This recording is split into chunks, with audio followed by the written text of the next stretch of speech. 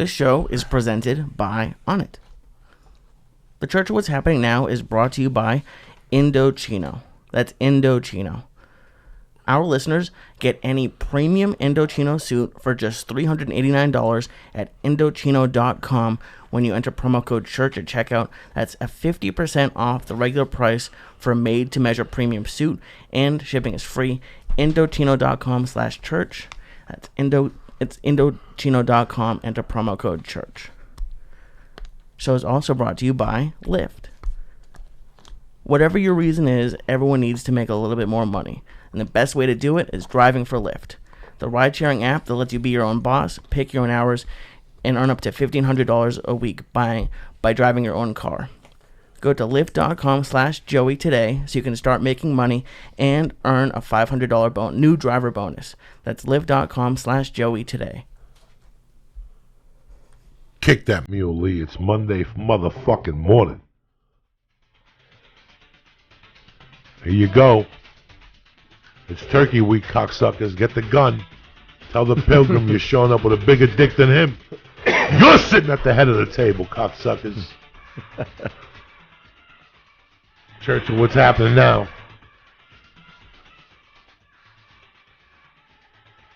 Monday the 21st.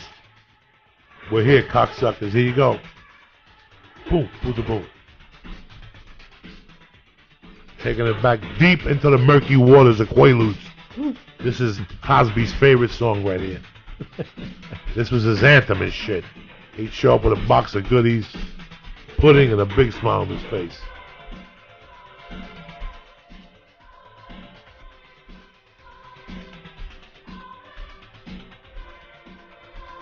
Go ahead, let your shoulders bounce, cocksuckers. You're at the light, sitting there like a moot, looking around, let it hit you.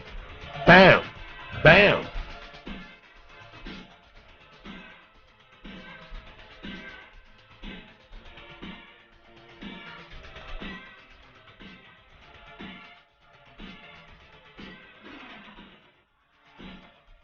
Wiggle, Lee. Kick this motherfucker. Kick that mule, Lee. Kick it. You ain't fucking around no more. It's November, cocksuckers. The devil is dead. We killed that fucker. Hit it, Lee.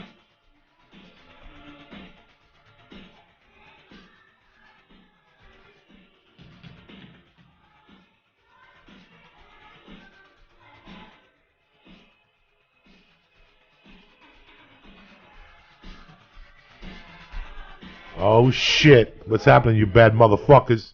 It's a beautiful day to be alive, November 21st. I got my main man, George Perez, in the house. What's my up? main man, Syatt, in the fucking house. Hello. I want to thank the people of Houston, Texas, and the Come and Take It Festival. You guys showed up in a fucking tent in the rain like savages out there. And you like that little trick I pulled with the fucking smoke before the show. I went when the windiest place was. I opened up the curtain. And I smoked a number in front of there. And the people I went with came up to me afterwards. Like people going, oh my God, he's close by. You could smell the reef. I was shocking. Because, bro, whenever you go on stage, it's like when you go to a concert. You're standing there waiting for the band to go up, even if it's a warm-up band. And all of a sudden you're uncertain. Even though if you're high and you had a drink or two. But once you smell the marijuana, you know you're at the right place. Am I lying to you? No, I've been there. I like to smoke blunts a lot before mine. Sure, but let everybody get the air. It's like the whole room gets cleansed. The spirits, the bad spirits go away. This is a case of bad comic leaves bad spirits in that motherfucker. I want to congratulate Paula for passing her bar. It's very tough to pass on the first time. A Mexican woman making ways for herself. You understand me? Yeah. She studied all summer. She told Lee no sucky to like pass the bar exam and shit. That's the only bar I want. It was worth it. Apparently, only 57% of people failed. So over half failed this time. It's usually close to 50-50. What's the plan now? Now the plan is her to look for. She's been working, but it's been not pro bono, but stuff so she can help around the office. She wasn't really a lawyer, but now she can start doing go to a law firm, and it's pretty crazy. She has to do community service first for those probation hours? It wasn't really community. She was getting paid, but it was it's like a group that helps with mental health issues. It's not a state thing. Okay. But then the school, it's something weird. It's something that the school So does. how old is Paula now? 26, All 25. right, so 26. So now you go work for the prosecutor's office. You look up shit for a year. Okay. You look up different fucking statutes and shit. And then you move up one. And now you're in there talking with them in the circle. They let the Mexican girl come in here. You know what I'm saying? Like, you got to earn that chair. You know, it's tough enough being a woman. Never mind being a woman of color in that firm. You have to have a certain attitude. Those women, to make it, have to have. You ever watch Law and Order? Whenever it's a black attorney, they don't fuck around. Hell no. They can't fuck around. And they'll put La Migra on you right away. Don't say a fucking word about black people. I'll put fucking ACLU on you, motherfucker. So it's really, you know, it's a great thing to see, you know, like what Paula did. So it's 5 years around the court system, prosecuting, getting to meet judges, clerks. They're the ones who run shit. Yeah, that's some inside Remember, the clerk juice. runs shit, okay? Oh, yeah. When you go to court, if you got a badass attorney, that motherfucker will get you on the docket. You give him that retainer, watch that motherfucker go to work. Well, they said I can't go to court for 72 hours. No, I'm going to get you on the docket this morning. Let me call my assistant, put him on the thing at 9:01. I want him out of here by lunchtime. Yeah. You know, I'm going to set a bet. Look, if they're going to go for $25,000, I'm going to talk to the clerk. I play golf with the judge. I'll tell the judge that you're a good kid.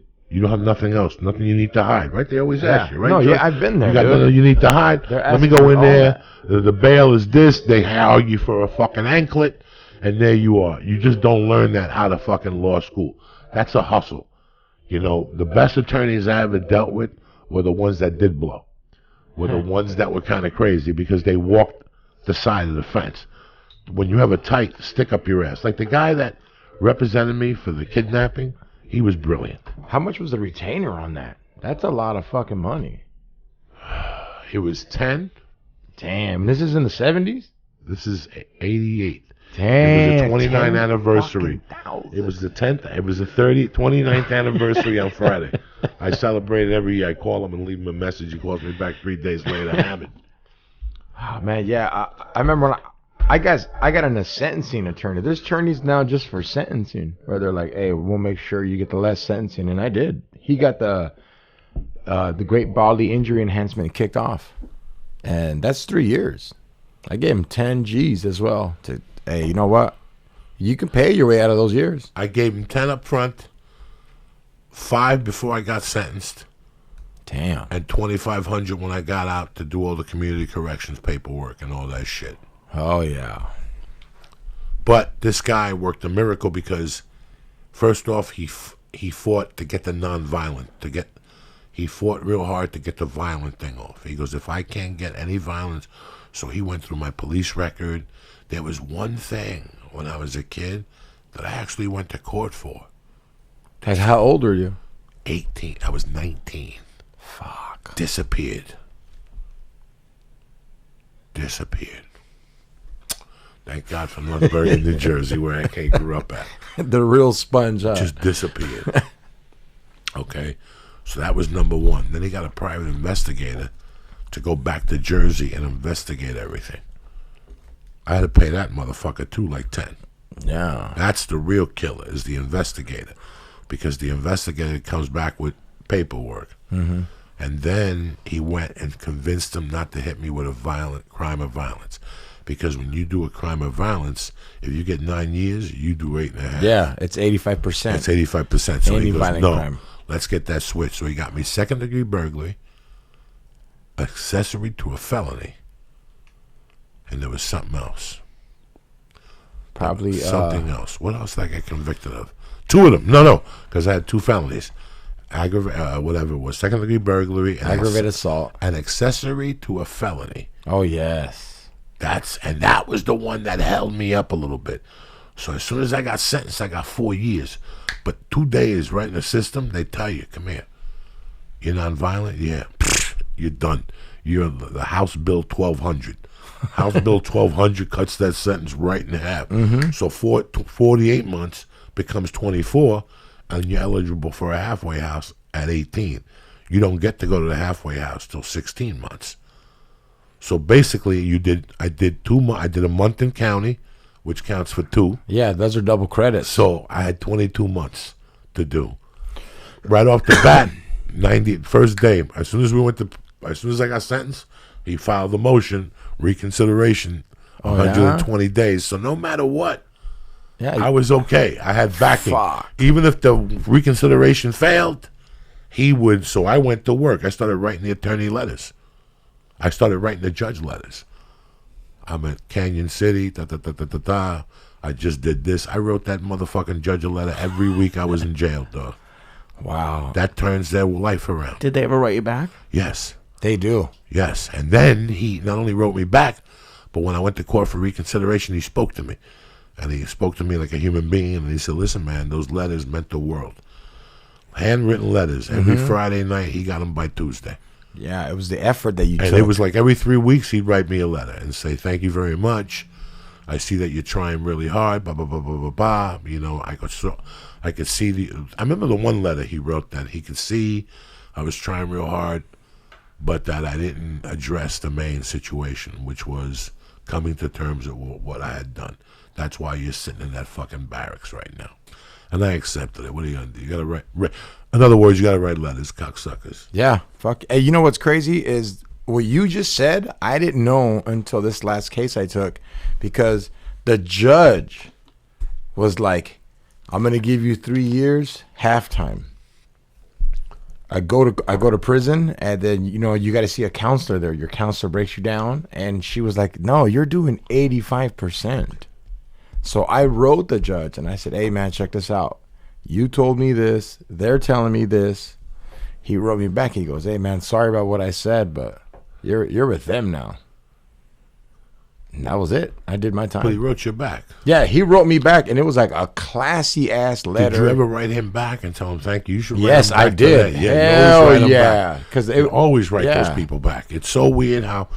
And then when they released me, I took a couple months off. I started fucking up in the halfway house, and I still wrote him letters once a month. I just didn't mention the damage I was doing at the halfway house, because for the probation violations, they would never bring me in front of him. They brought me to a different judge, like this lower class judge. Yeah, it's exactly. So I didn't really mention it. I just talked about my job, and I was trying to get back into CU and blah, blah, blah, blah, blah, blah. And then something happened. Something fucking happened. When I got out of the system, I wrote him a letter. When I got married, I wrote him a letter. Oh, I know, I kept writing this dude letters, dog. Fuck yeah, super pen pal. But hey, at the halfway house, like I heard those are like prison parties. Like my friends tell me, like, dog, you live in a bunk. It's you and your friend, and there's like, say a room like this would be a bunk of what, 6 people? Yeah. Is it 7? Fuck. 7 in a 2-bedroom apartment, or 3 in a 1-bedroom apartment in Boulder on Canyon Boulevard. This is, you know, I don't know if you know if it's Canyon. I might be. It probably is wrong. I'm thinking of Laurel Canyon, and it was an apartment building. I know Laurel Canyon. Okay, no, this isn't Laurel Canyon. This is in Boulder. It was an apartment building that it's a business, and people really need to understand that. Prisons are a business. Yes. Halfway houses are a business. So there was a group of people, 3 or 4 people that were the owners, and they had LCTC and BCTC. And they also had Boulder County Correctional Treatment Center. Okay, I got you. And Longmont Treatment Center. And what you did was, it was a halfway house. So they rented the apartment buildings, right? They bought the buildings to the property. Then they got the state to fund them. To fund them and pay for the apartments. But guess smart. what? They charge you. Not a lot. They make you $75 a week. Yeah, because you have to get a job, and like I guess you're not allowed out till you get a job.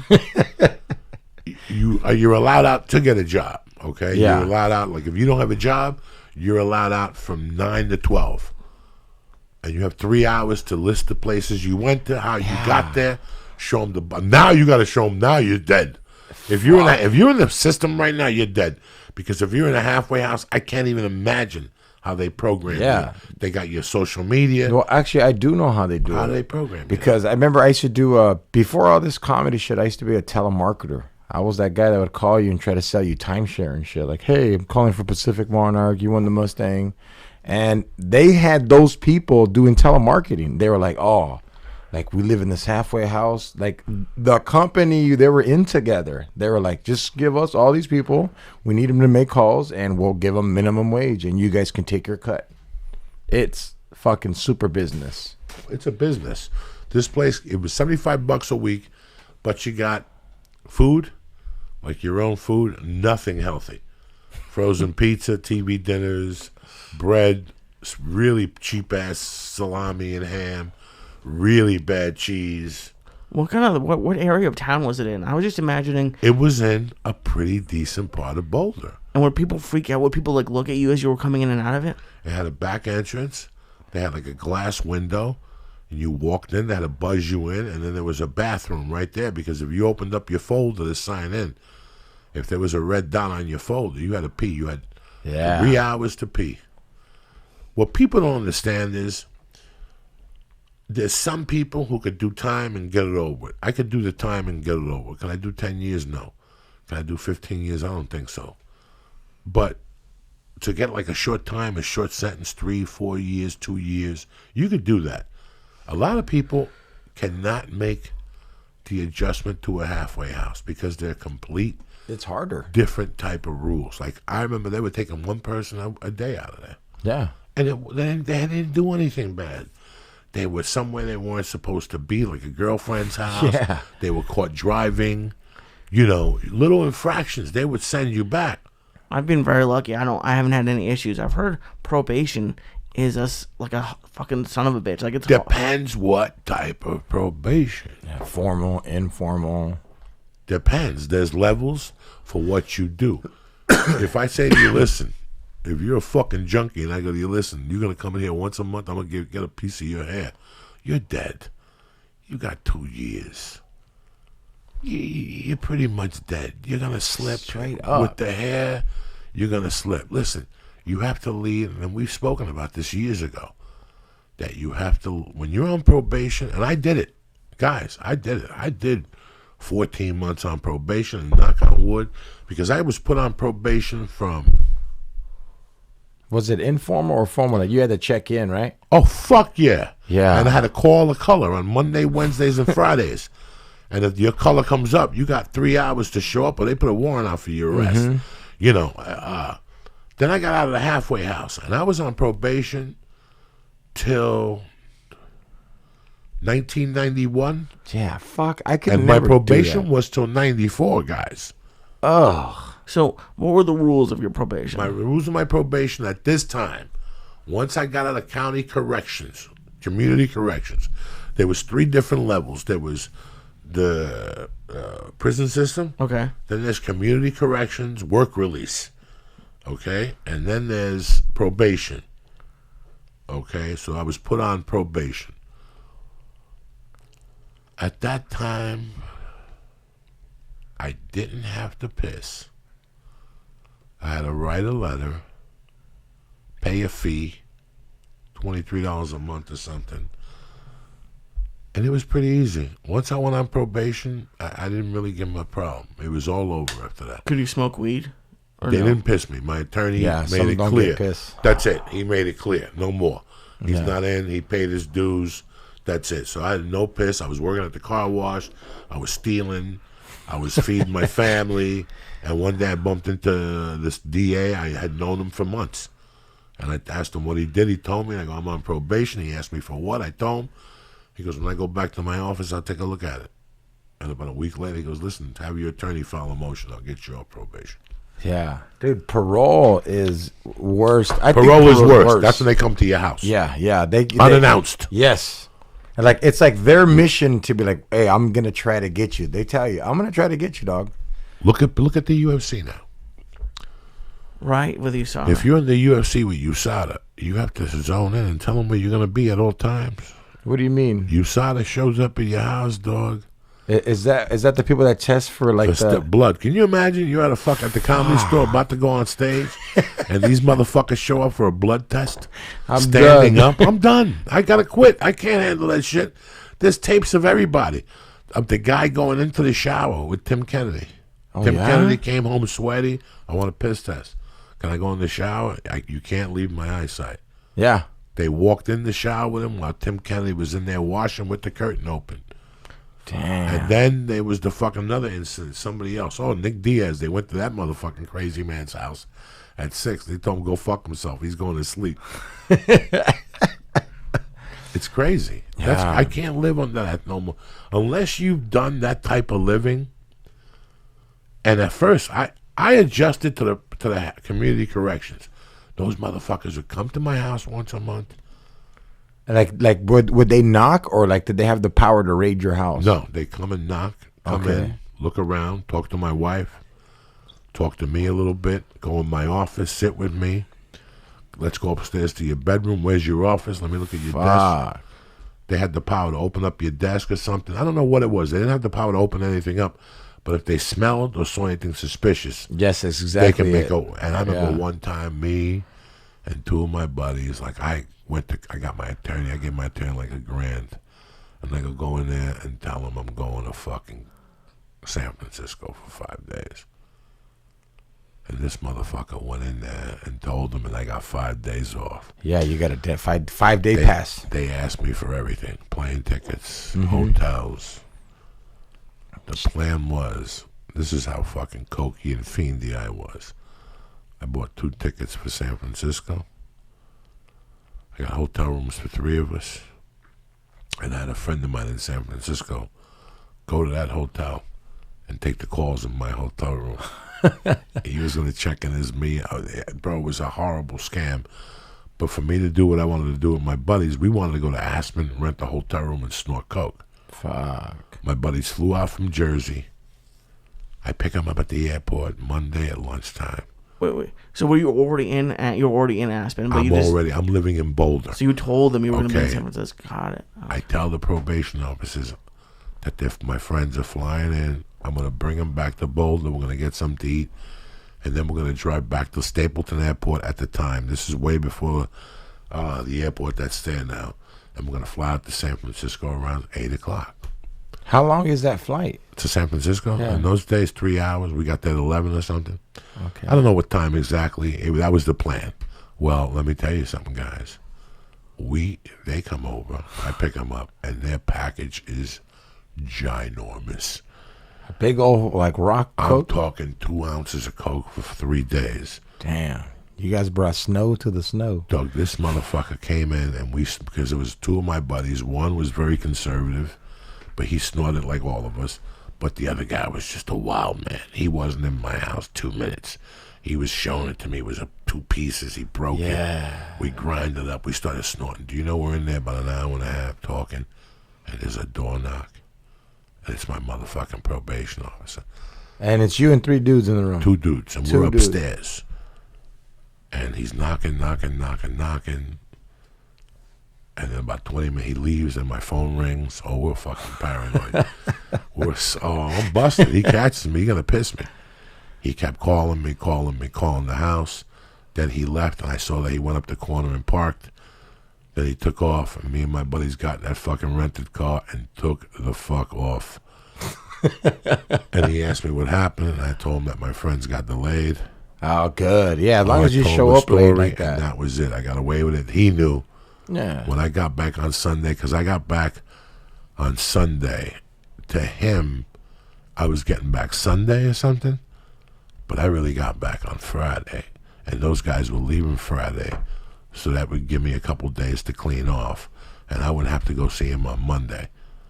Yeah, it was something crazy. The coke we were doing coke that I would have 72 hours to clean out. Yeah, and that would be sweating, flushing. I would drink fucking Maalox, vinegar. Dog, I drank a bottle of vinegar one time and still came up hot. Yeah? Light distilled vinegar with Gatorade, dog. Not even mixed. I would take a sip of the vinegar and then drink the fucking Gatorade. You have no idea what I did for that shit. You have no idea. On a Monday morning, I would wake up and I'd call and it'd be my color. Oh, and I would have to run and go. You want another water? Yes. I would have to run and go to the fucking Safeway and get fucking a bottle of white distilled vinegar, the big one, 32 ounces, whatever that big one is, not the little one, guys. Yeah, I know what you're talking about. about. I would open it up in my counter and I would stand over the fucking what's the sink? Yeah. And I would drink a fucking blast of vinegar. Would you throw up ever? Sometimes. Then I drink the fucking, just thinking about it. Oh my God. Yeah, fuck. And there's nothing in your piss to tell them that you just drank a bottle of vinegar? It doesn't matter. Listen, it didn't matter. I never passed it with that shit. I didn't start. I had to break the machine. I would put like pool cleaner. I would put pool cleaner in my turtleneck because I'm uncircumcised. Wait, if you knew... Yeah, no, exactly. Yeah, you got to put bleach or some shit right there. On your dick. Well, if you knew you were going to do that, why did you keep drinking the vinegar? Because at that time, everybody said that if you drank vinegar and cranberry juice, you would beat Coke. I drank vinegar, a thing of Gatorade, a gallon of cranberry juice, a gallon of water. I mean, when I walked in there, my piss was negative water. Like, it was just, it was crystal clear, my system, and I still came back positive. Fuck. It must have been like... That was one of the... Lee, just walking around knowing you're going to get a piss test is a horrible, and not like mailmen. Mailmen might get tested, and they can go 8 years without getting tested. I'm talking about when you know you're going to get tested once a week. And whatever you do on Friday is not going to be out of your system by Monday morning. And the more you get high on Friday, they're going to catch you on a Monday. And it's always on a Monday because they know the weekend is where the real party's the weekends are the real party's at. So why even... Like, is that why people run? Like, I'm surprised if you know you're going to get a hot test and go back to jail. Why do you even go in and do the piss test? Because you take a chance. Some I don't know how your probation, but I remember my parole officer would be like, look, dog, if you're going to get fucking high, tell me. I don't need to do the paperwork of you going back in. You're working a little bit. They kind of were lenient with you if you were showing progress. They're like, all right, look, we're going to put you in a class. I'm not going to lock you up. They weren't showing me no leniency because I was involved in a drug case. So they went after my drug use. They knew. So Joey was showing bleach dick. Oh, my God. You have no idea the things I did as a fiend in those days. My heel, it took my dick to heal like 10, 11 years. Oh, my God. I had blotches on my helmet. I wouldn't even ask people to suck my dick. I was scared that they thought I was like a leper. I had pieces of skin missing off my helmet. It was disgusting for years. Was it like albino-ish? No, because I put Drano on my dick one time. It was burning away. And I busted that fucking machine that time, and they knew. I busted that machine like 3 times. They didn't trust me. Fucking hilarious. One time I put Drano, and the thing was flowing. It was like... Drano is the worst drug. It was a terrible 2 years for me, guys. Was it by your piss hole? You put Drano, like, I know you're talking about, I'm not circumcised either. I'm not even trying put a piece of Drano to cover my dick like Jesus. They put him in a cave with that rock in front of it. And then when he pushed it, that was the Drano. That was the Drano. I would put that. That's how I would hide it because they were starting to look at my dick. Yeah. Like I would have to take my dick and show it to the probation officer and go, see, I got nothing. Oh, fuck. Because there was a dude named Norm Ouellette. Norman Ouellette was a bad motherfucker. This guy was doing pounds of blow in his fucking halfway house room. But he had devised a thing where he got a hot water bottle, the old school, what your mom used to wash a monkey once a month when he got a period. It was a hot water bottle with a hose. He made a skinny hose, and he'd scotch tape it to his dick all the way down the bottom. Oh. And when he had a piss, he had a device, and he'd sit there and go, I can't pee. And he'd be pumping his arm, and the piss would come out, and he'd be clean all the time. Stormin' Norman figured out a way how to go in there with his jaw going. And let me tell you something else about Stormin' Norman. Stormin' Norman was one of the best car salesmen I ever saw in my life, dog. Stormin' Norman could go into a store and cause havoc on a real basis. He worked with me for 2 months, and I learned more for Stormin' Norman. And he wasn't a thief car salesman. He was honest? A very good car salesman. He just knew how to put you in a bind. What was his approach? Like put you in a bind, or was he... Tell you that your car's a piece of shit. Tell you how bad it was going to last. Tell you what the value was on it, why it wasn't going to work out for you. You're a nice person. You're a family. You got 3 kids. You can't count on that fucking car. And I don't want you to drive that car no more. Come on. Come on inside. I'm going to take care of you. Let me show you this car. And meanwhile, every car he made $1,000 profit. He was a great fucking salesman. But he couldn't stay clean, Stormin' Norman. Stormin' Norman was worse than I was at that time. Stormin' Norman made me look like a fucking choir boy. Yeah, I have some pretty crazy coke stories too, man. Like with the coke buddies, but like being in on jail. When you were in jail, were they doing blow? You know what? I don't think so. I mean, I know they were, but that was one drug I didn't see because it's imagine being there fucking paranoid and you really can't do shit. You can't leave your cell. Like it would suck. When I was locked up at every level, there was drugs. That's what really shocked me. And I never, ever, ever, because it was a scam and a half. They call them matchbooks or something. So a matchbook of weed, which is basically two joints, fuck that, was $50, and your wife had to put money on the guy's books before you got it. Coke for a little taste. The kid showed me once. It was 2/10. It was $100 they charged. It was good Coke. I didn't do it with him. I could just tell it was a nice little rock. Wasn't re-rocked. It was shiny. For what you paid $25 for, what 3/10? You paid triple value. $100. And he was telling me, he goes, it lasts me 2 weeks. How? Yeah. And he goes, I do a little bump here and there, and I fly at night, I jerk off. I watch TV, and I fucking roll over and go to bed. What are you thinking? The heroin was rampant. Oh, that's heroin was shooter's everywhere. gallery. You know, and then the white dudes, like the supremacists and the guys at KKK and the bikers, they were heavy into the speed. Oh, yeah. They were heavy into the speed. And they got it brought during visitation time through the mouth. I read this article about this dude who did acid in prison. That seems like I did acid in prison. Wow. Oh my God, how was that? Tremendous. Oh no. You recommend it or what? It was, I became friends with the librarian. Oh yeah, there's always the fucking free staff. The librarian had glasses. He was in there for murdering his wife and the mailman. This is telling the truth. He had 2,000 years. He had 2,000 years. He wasn't going nowhere. But they trusted him, so they put him in a camp. No. And he was a librarian. He had like 10 years left, to be honest with you, when I was wow. He had already done 15. If I was 27, he was 45. But look, 27. No, he was a hippie. He rolled his own cigarettes, and he was very intellectual.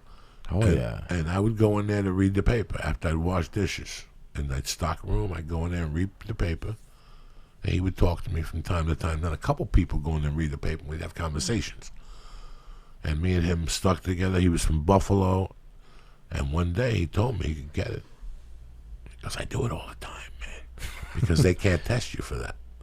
Yeah, well, I don't know what. Yeah, I don't think they had would to test your spine or something. But not to throw you off. See, I also figured out the rotation for my P test. What's called the rainbow test is very expensive. And the state gets sick and tired of paying for those. Mm-hmm. Okay, I bet by now you're paying for your own piss test.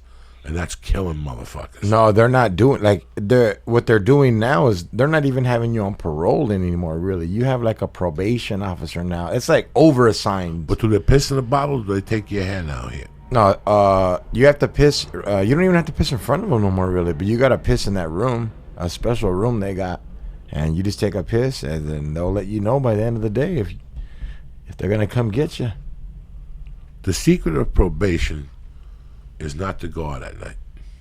Yeah, the temptation. That's it. Once you come to that conclusion that you could take your dog for a walk, meet your friend, and smoke a joint in your neighborhood and go home and be in bed by 9 and lift weights and read a book or watch TV, or because you have to get so into your job.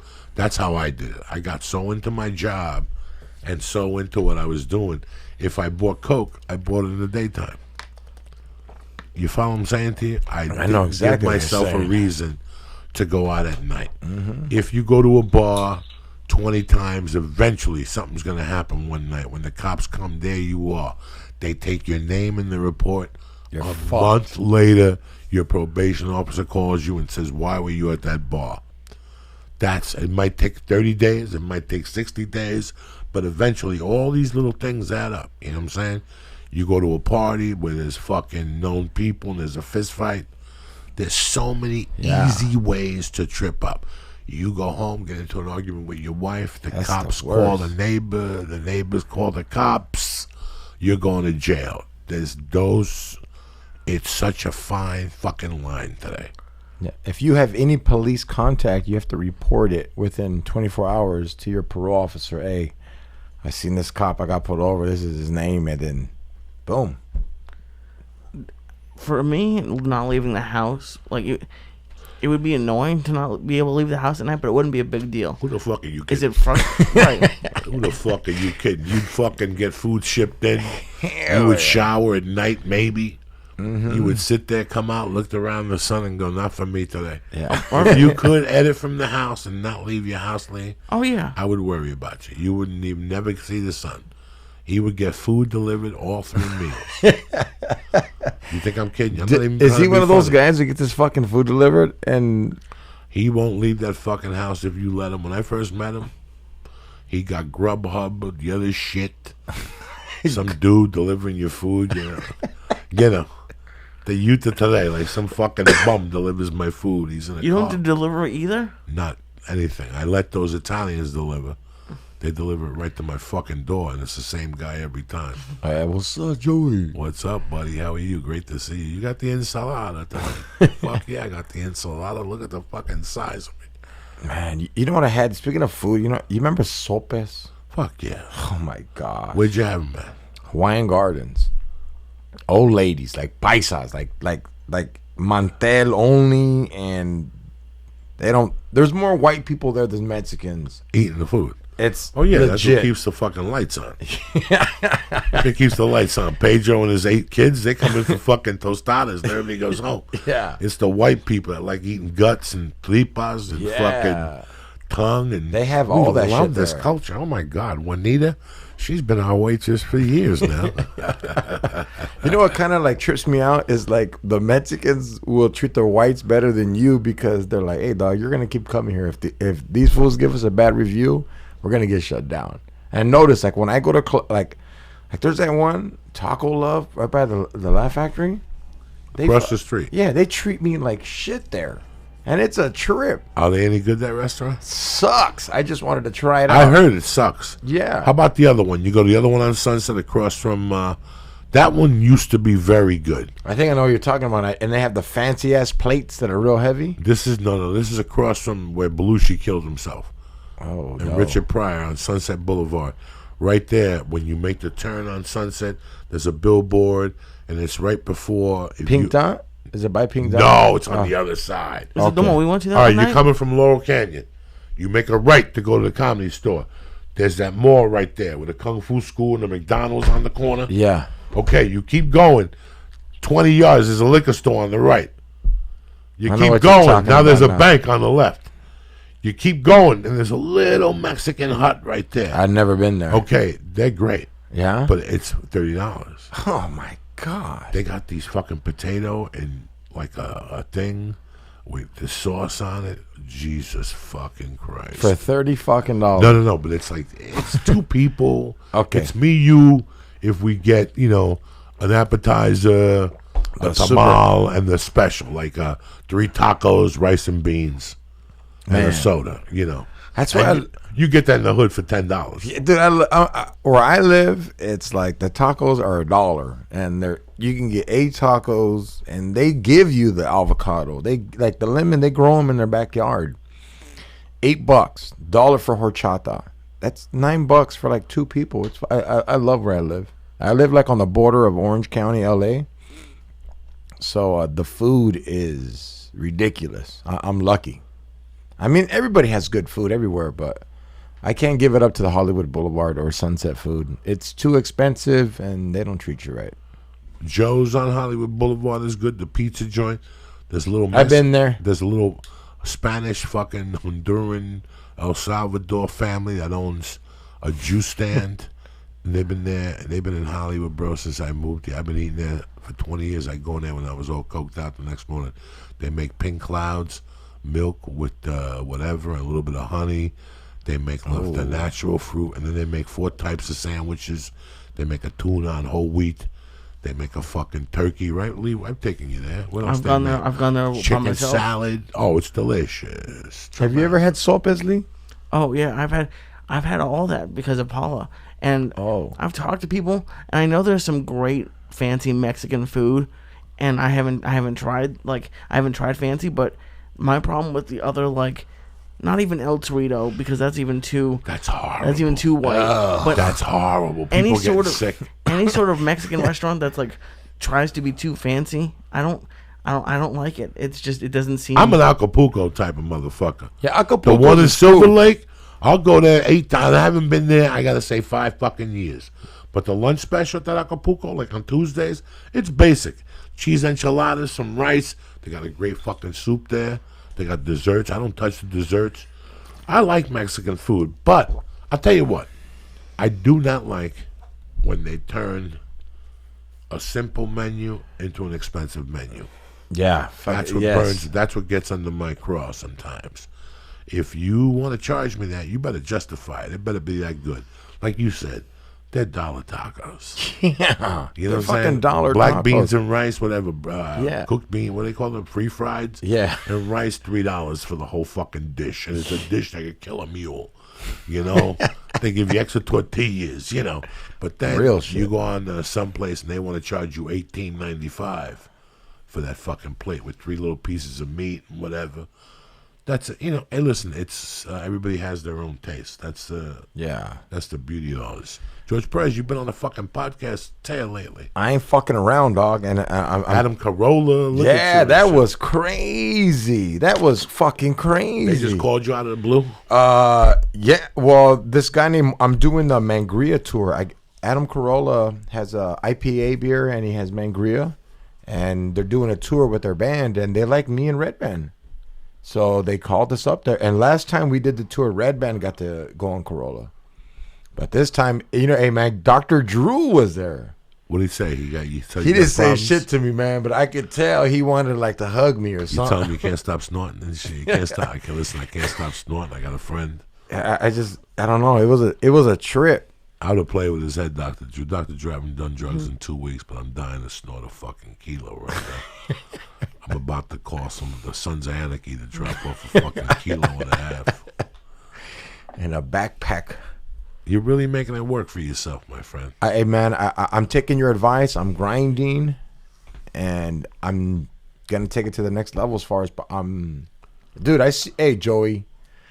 Man, I remember you're the first one of our generation. You're like... But you know what I'm talking about. You're the first one to go into podcasting that I followed. And you and Lee are killing it, dog.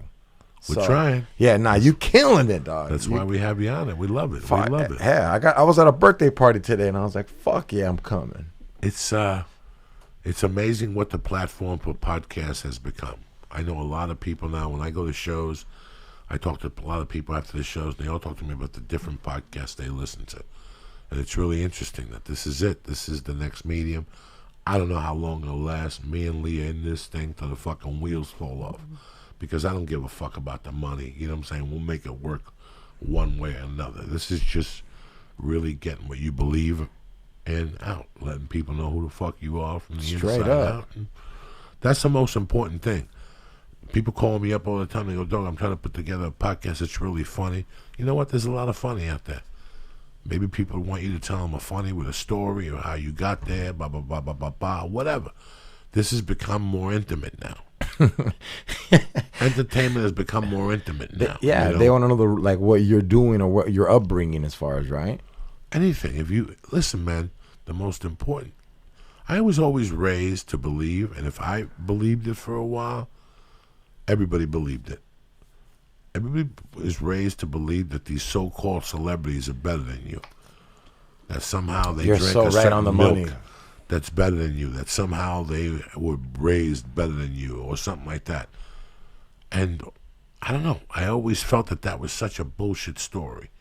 When people call me a celebrity because I've been in movies, I get pissed off. I'm a dirty comedian, bro. You talking about fucking? I got to a movie because I saw a breakdown. I said, I needed coke money. If you notice, since I stopped snorting coke, I don't really want to be in the movies no more. When I was doing coke, I wanted to be in the movies because I wanted that fucking scale money. I want 10 days on your movie set at fucking scale plus 20 hours of overtime. Yeah. Now I don't want to do dick. I want to do stand-up, and I want to come do the podcast with my little Jewish friend over there. What's the next Jewish holiday, brother? Probably Hanukkah, I think. A couple weeks, right? Hanukkah, no, it starts Christmas Eve this year. It's late. It's late. Yeah. I was just thinking about you. I don't know. You gonna bust out the black suit and the fucking codfish liver? I didn't know what you were gonna do. Hanukkah's pretty cool. It's 8 nights. I'm looking forward to it. So talk to me about your weekend in Pismo Beach. Oh, dude, it's great. How was the hotel room? Hotel room was a little janky. I'm gonna be very honest. A little what? A little janky. What's janky mean? They didn't. It was nice, but like, not really. Like they didn't really take care of it. It was weird. My girlfriend was laughing. The housekeepers were white and they were loud as fuck in the mornings. Yeah, they had like walking up and down the halls. The free breakfast was terrible. Like the scrambled eggs tasted like they made hard boiled eggs and then just chopped them up.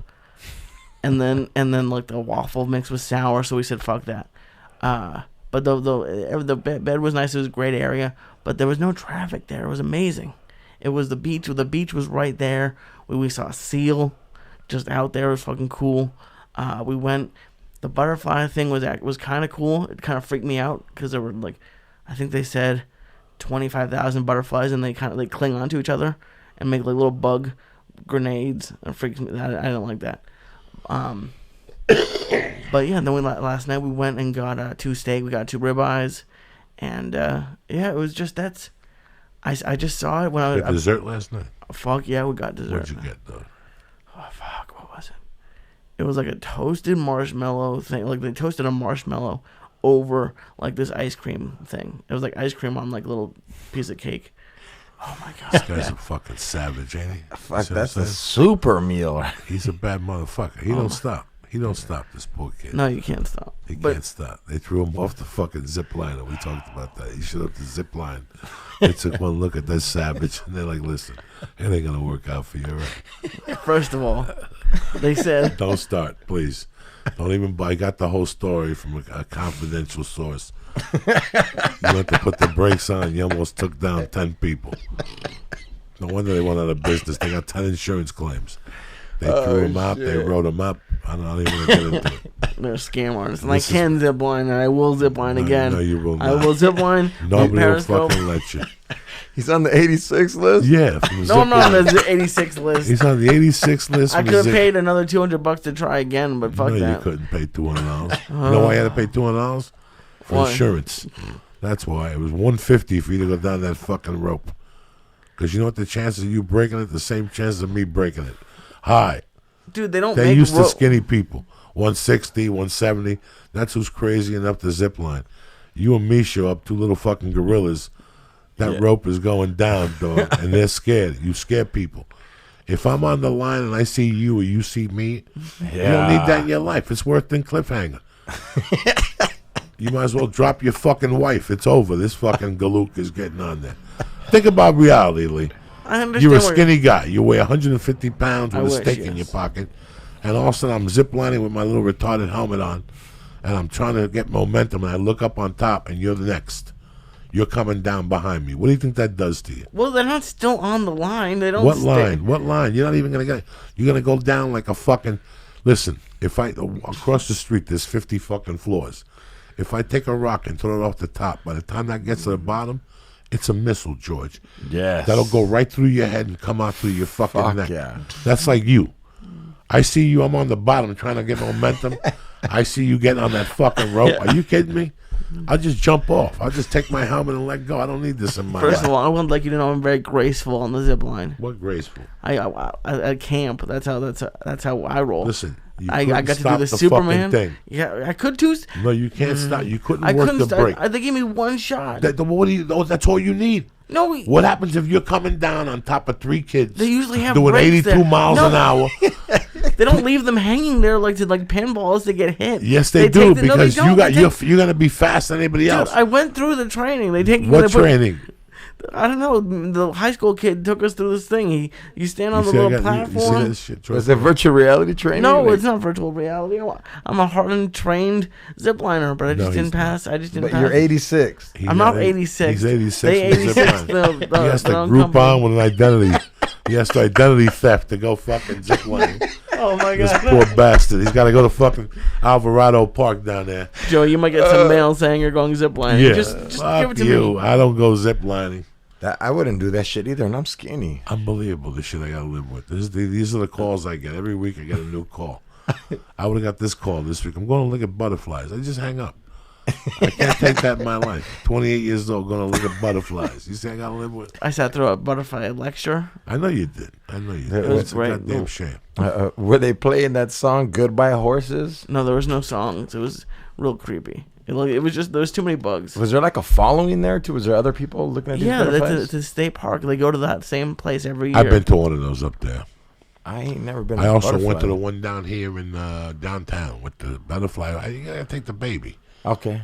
You gotta go in there and you walk around like a mortadelle. You look at fucking butterflies. But this was and just have out in the butterfly open. shows. This is just out in the open. And This they're was- out in the open, flapping around. No, yeah, well, there was no nets. Like where I grew up, they used to have like a butterfly zone. I never went in because I don't like fucking bugs. But it was like inside a building. This is just out in the open. They just go to that same place every year. They're fucking smart. But what do you mean a net? Like a butterfly net, like SpongeBob? There's no nets. There's nothing. There's no enclosure to keep them in. Oh, they just take off when they want. Yeah, they hibernate during the winter. They come here. These are the Western monarchs. This is like a ghetto nature life channel I'm listening to right now. He's like, they just come, dog. And Yeah, they come from Nevada. They come from Arizona. They come from Oregon, and so it's kind of like the salmon. Did you go to the movies last night? no, we didn't go. How come? We just wanted to eat dinner. We wanted to eat the steak. It was fucking nothing really that big. It was a new Harry Potter movie, so we'll see it some other time. It's a prequel, correct? Kinda. It's a way for her to make another $2 billion before she retires. It's not. It's just really. It's New York. Like I think it said like 70 years before Harry Potter or something. Just recycling all this movie shit. With the stigma,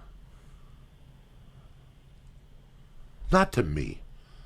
I was never a stigma to it, George, because I grew up around people that had gone away. And it was treated like somebody fucked up and was doing time. You know, I grew up around a couple that he would get locked up every 2 years for 4 fucking years. And she would get another lover.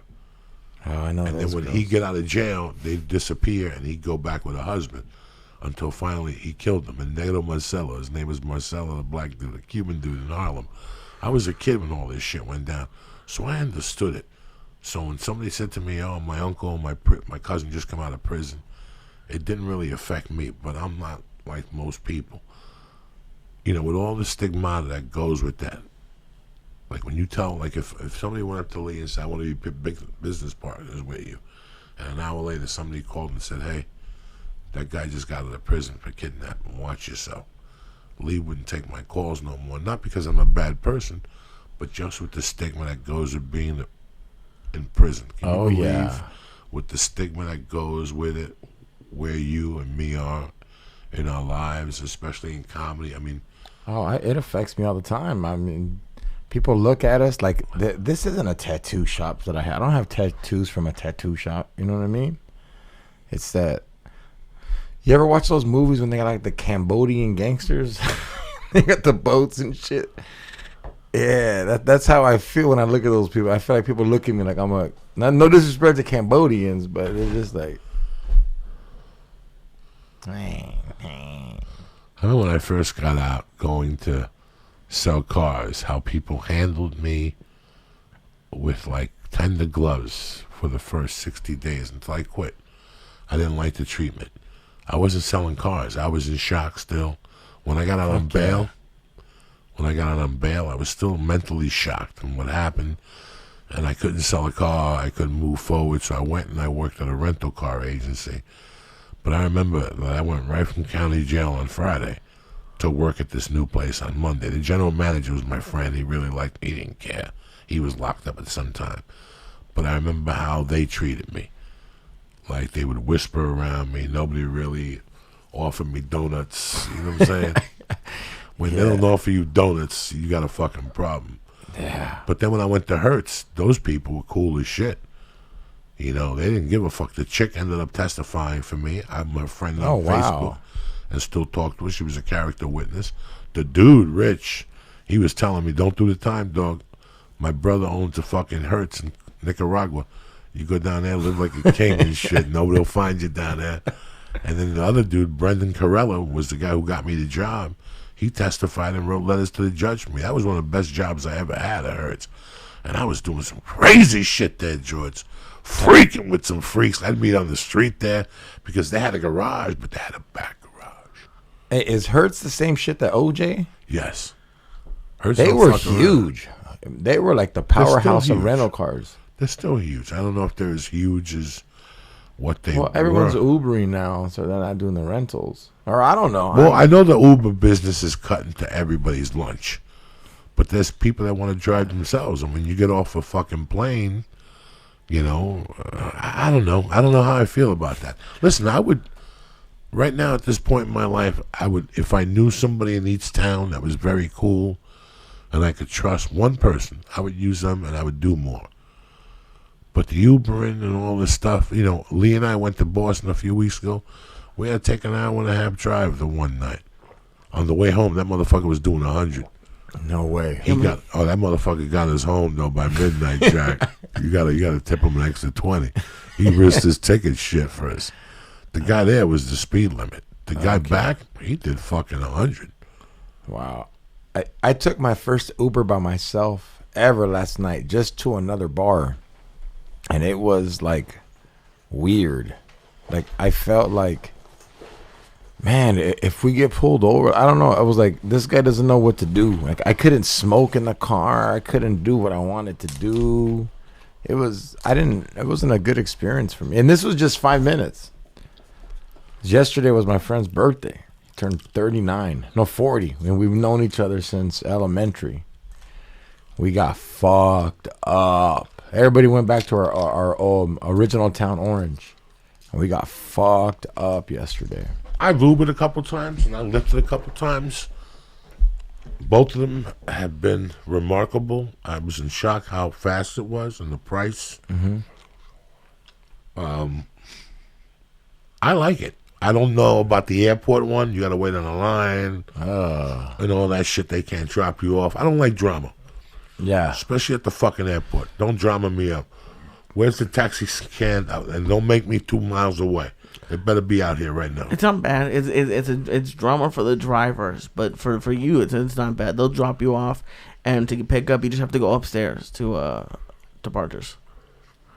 It was weird to me because, like how you said that stigma, like they were giving me the look like, hey, you know we don't got no money, you can't rob us, right? Like it was just weird. It was like a 60-year-old man, and it was just fucking weird for me. And I was drunk. I was fucked up, so maybe that was it too. Think about this right now. If you had a family and you had a full-time job, and on Saturdays and Sundays you could just get your car, keep it clean, put some waters back there, a couple candies, some business cards, and just give people Ubers all fucking day and make $300 a day each day.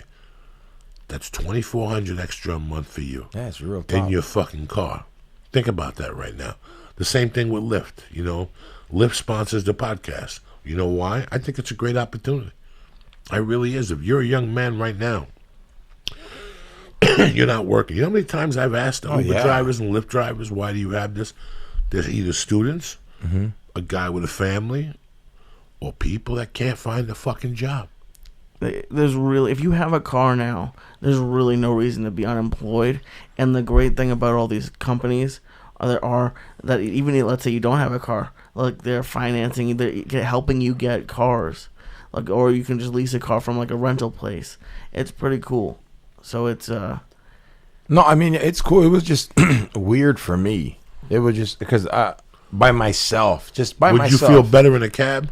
No, fuck no, I never do that. I'd rather drive and like risk. Sounds stupid. I'm that fooled. I when I'm drunk, I fucking drive. I can't do that, George. But I don't. Yeah, all right, my can't bad. Do that, my brother. Never. You know, as crazy as I used to get and shit, George. You want me to tell you something, George? I could look at a judge and lie. I could look at a cop and tell you a story and a half. If I had one cocktail in me, and I'm driving home and I'd see a police car, my system would go crazy. Oh. Now, I can have an 8-ball in the car, be completely straight and see a cop and act like Al Capone. I'll even take my seatbelt off in front of him just to give him a reason to pull me. Do you know what I'm saying? Yeah. When you pull up to a cop and you're holding, you got to be loose, Jack. You Oh, gotta look at them, open up the fuck window, look around. As soon as they know how to judge a person with a fucking body in the trunk. They know the whole thing. I look right at them. I look right at them. I giggle. Yeah. I cut in front of them a little bit, especially now. Yeah. I got nothing to hide now. Now I fuck with them. Today I did it. I was going to the weed store today, and some dude was there at the light by whatever the fuck that is in Studio City. And at the light, I stopped, and I even looked at him. And right while he was looking at me, I moved up a little bit. I had my seatbelt on. There ain't nothing in this fucking car. I got no warrants. I got no wants. I got nothing. You could pull me over and break my balls for what? Are you just bored during the day or something? Why would you do that to yourself? Because I don't listen. I don't break the speed limit. Oh my God. But you know why, Lee? Because for years I would have something in the car and I had to act like a half a fag, like I was having a nervous breakdown. Now, I remember being in the car with my friend Jody and getting pulled over in Houston. And she said to me, give me the Coke, I'll stick it in my pussy. Straight up. That fucking cop, that Coke was all pussied up when I took that aluminum. I had an aluminum foil, I had a bindle, I had a baggie. She stuck it all in her little snatch. Who gives a fuck? You know, because there was a lot of times I had done a line at 9 o'clock, and now it's 3 in the morning, and I'm fucking driving. I used to cop in Silver Lake, and I used to live in Hollywood. I remember. And I remember one night driving back from Silver Lake, dog, on Sunset, I thought I was going to die. That's the worst. I wasn't one of those people that could snort and fucking drive. And drinking and driving, here's the problem with drinking and driving, George, that I don't like. There's 60 different angles, and you know that they all attack you all at once. But the most important one, you lose your license, I can't do nothing with you. I can't count on you. No, that's real talk. I can't count on you. And at this position in your life and who you are, can't lose your license. No, I don't do it no more. I'm chill. I used to be a soldier and do it. No, dog. Like I said, one night I did it maybe 25 years ago. I got home and that was it. I said that'll never happen again. That's it. That game will never happen ever again. You parked in the neighbor's garage? No, I lost my mind. I couldn't handle the pressure. That's the one time I could not believe that I could not handle pressure. If I'm in a car and I have 2 drinks, and there's a cop at the light going in an opposite direction of me, not even thinking about me, my leg will go crazy. I start getting dizzy. My breathing gets dick hard. will come back. If the cop pulls over, he'll know that there's something wrong with me by the hyperventilation. Now, do you know how many nights I was at the same light I'm talking about on, what's the street if you're drunk you drive on? Kennison said in his act, don't drive on Sunset, drive on Fountain. Yeah. Okay. Now, I remember one night having a drink and being in the passenger side, and that person I was with was drinking, and seeing a cop at the same corner, and I lost my mind. Like, that's how much it affects my alcohol system. Don't get me wrong. There was a couple bumps in my pocket, and I had a couple bumps in my nose. I wasn't even driving, but I almost fell apart. Now, do you know how many times I've been at that light? On other nights when I was by myself, no cocktails in me, no reefer in my pocket, a license, everything's clean. And at that same light I'm talking about, I would take a gram of blow out of when I cop it, I cop right there on Fountain and 3 blocks before Fountain and La Brea. I know exactly. Fountain and Highland. Fountain and, where's the fucking sandwich place with the French fries? Yeah, it's Fountain and Highland. Fountain and Highland, right there. There's a gas station, and there's another thing. I could swear to my mother, I could swear to Mercy, that I did this at least 300 times. Because when you pull out of my old dealer's house and you made a right, that's how I got home. So I would make a right. By the time I made that right, George, the gram I picked up was already crumbled. As soon as I got in the car, I would look around. I would be straight as an arrow. But I knew if a cop pulled up, I had an alibi. He would always give me a CD or a movie or a cassette or a game. And there was always something between us. And I always crushed the Coke up real fine, and I cracked open the bindle so it was ready to go. So I would leave that right there. And right there I would get a dollar bill, and I would roll it up, and I would fucking turn the car on, go up the Fountain, make a right, and head back to Highland, because I always knew that light was going to be red. If that light was green, ooh, would I get pissed off, Lisa? Yeah. Why? Because I couldn't stop and do a bomb. That light had to be red. I would do 2 miles an hour to make sure Yeah. that light would be fucking red. Lee, how long you know me? You know I live by the green. There's no red in my life. If it's yellow, I'm taking it. I'm taking a chance, beeping the whole time. Don't do it, cocksucker. Don't do it, cocksucker. But I would sit at that red light with one car behind me and one car in front of me. 2 cars. I would look to my right to see who was in the gas station. And right there at that same intersection, I would put a fucking dollar bill in that package, hold on to the thing, and I'd make believe I was going to sneeze, and I'd go, "That's you." Yeah. And I'd look at that package, and I'd do 3/4 of the package right there. Just on the way home? Right there at that. I'd save that last batch for after the first batch of Paranoia. And the first jerk off, then I'd do that one to get me through the night. That's the second batch of jerk off. But I also knew that at 1 o'clock, John would get off of work. You know what I'm saying? Yeah, there's another 20 coming. Yeah, there's another 40. I turn it to 18. I'll give you 22 tomorrow. Man, I was talking to my friend the other day, and we used to tweak together, man. And he turned Christian. He's doing good, man. He's great. He's doing real good. And he was like, "Hey, you remember that one time we were all tweaked out?" He told me that we were on speed. And we were like a kickback. Kickback where girls do it with you, but people got money, so they're drinking. And he says that I was so tweaked out that if you know me, I groom myself a lot. He said that I was cutting my toenails in the living room. And in my head, I was going, fuck, dog, I was lost. You know what I mean? Like you in a bar cutting your fingernails? No, I was at a party cutting my toenails in the living room where everyone was tweaking. Oh, Jesus Christ. That's the fucking... That beats Felipe's ordering spoons from room service. Dog. That was tweaking is possibly to me now one of the biggest embarrassments. Thank you. I feel the same of way. My life. Yeah. What's tweaking? Okay, so right now, me, you, George, my friend here, the beautiful Miss Melissa. Samantha, Melissa, what the fuck? Samantha. Right now, George shows up and he brings he has a 1/4 ounce of coke in his pocket for sale, but he's got 3.5 grams. And because we're his friends, it's 11 o'clock right now, 10 o'clock. He takes out a few lines and we do a few lines. And we got the refrigerator filled with beer. Hell yeah. It's 10:43, whatever the fuck it is.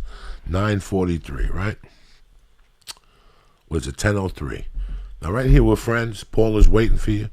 You got plans tomorrow at 9 a.m.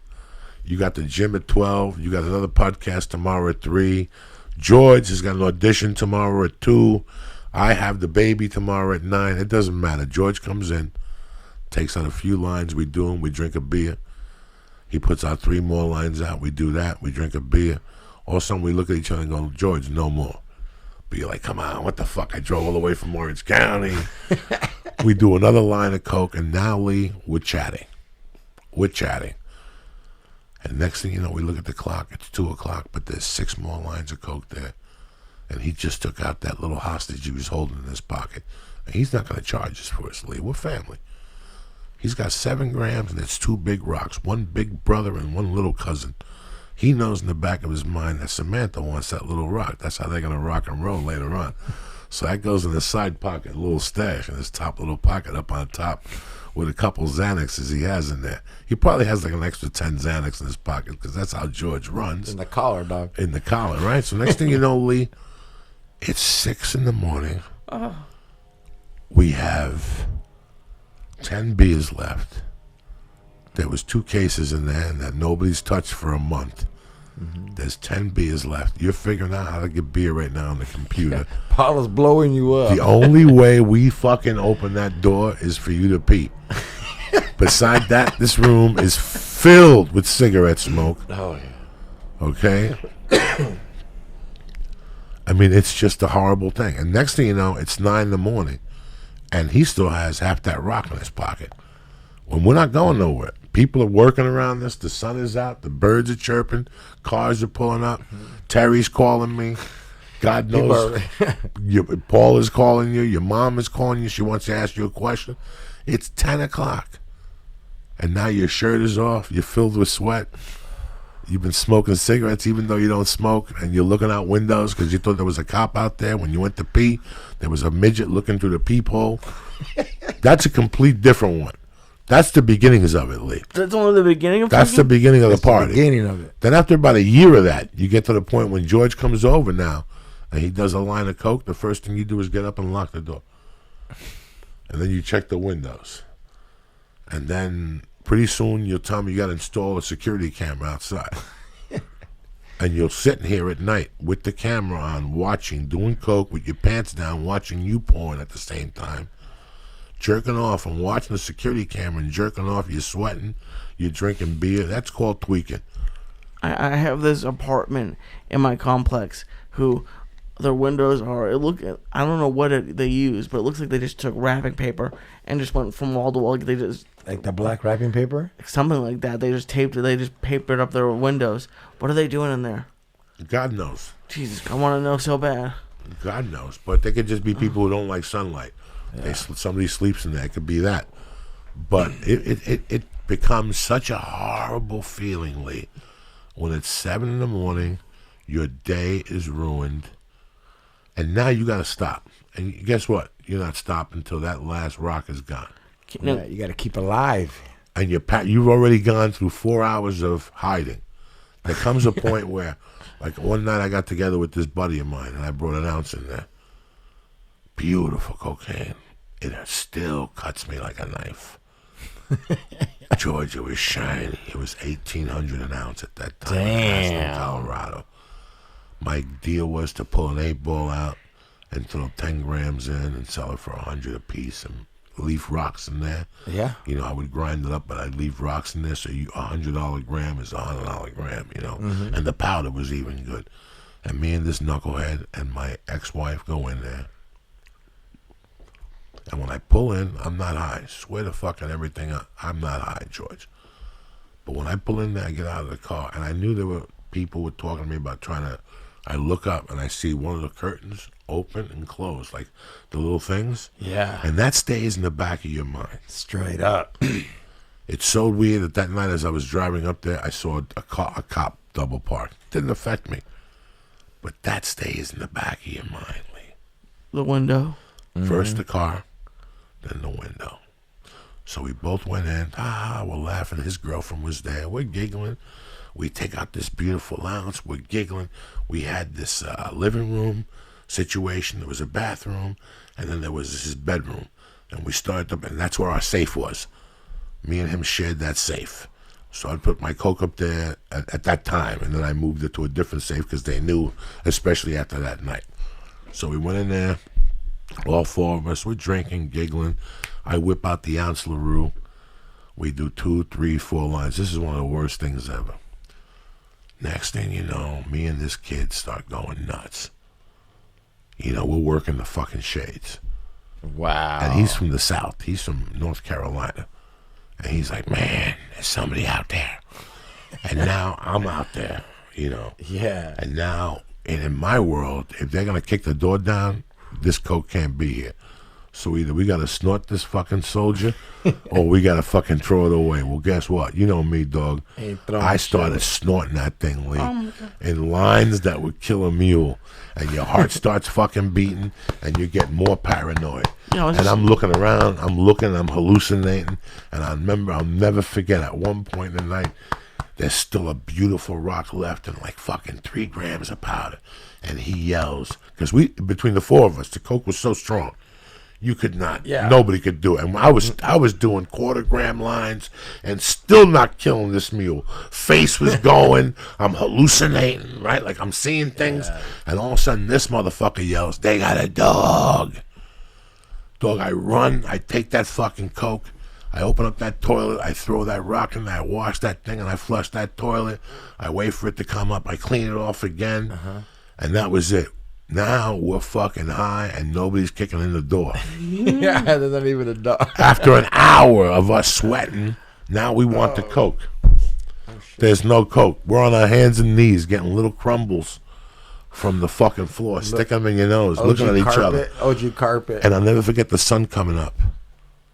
And us finally opening up the door. That dog was a fire hydrant. Oh my God. It was a fire hydrant, but we were both so high, we hallucinated. It was a dog. Where's Tony Bennett, dog? Hey, can I use the restroom? Come under. I'm not doing a phone. Damn, I gotta go so bad.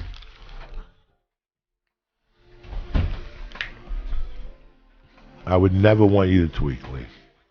I wouldn't want to either. That point of it gets horrendously and painful. Especially when you dump 1,200 down the toilet. Oh. You're like, what the fuck?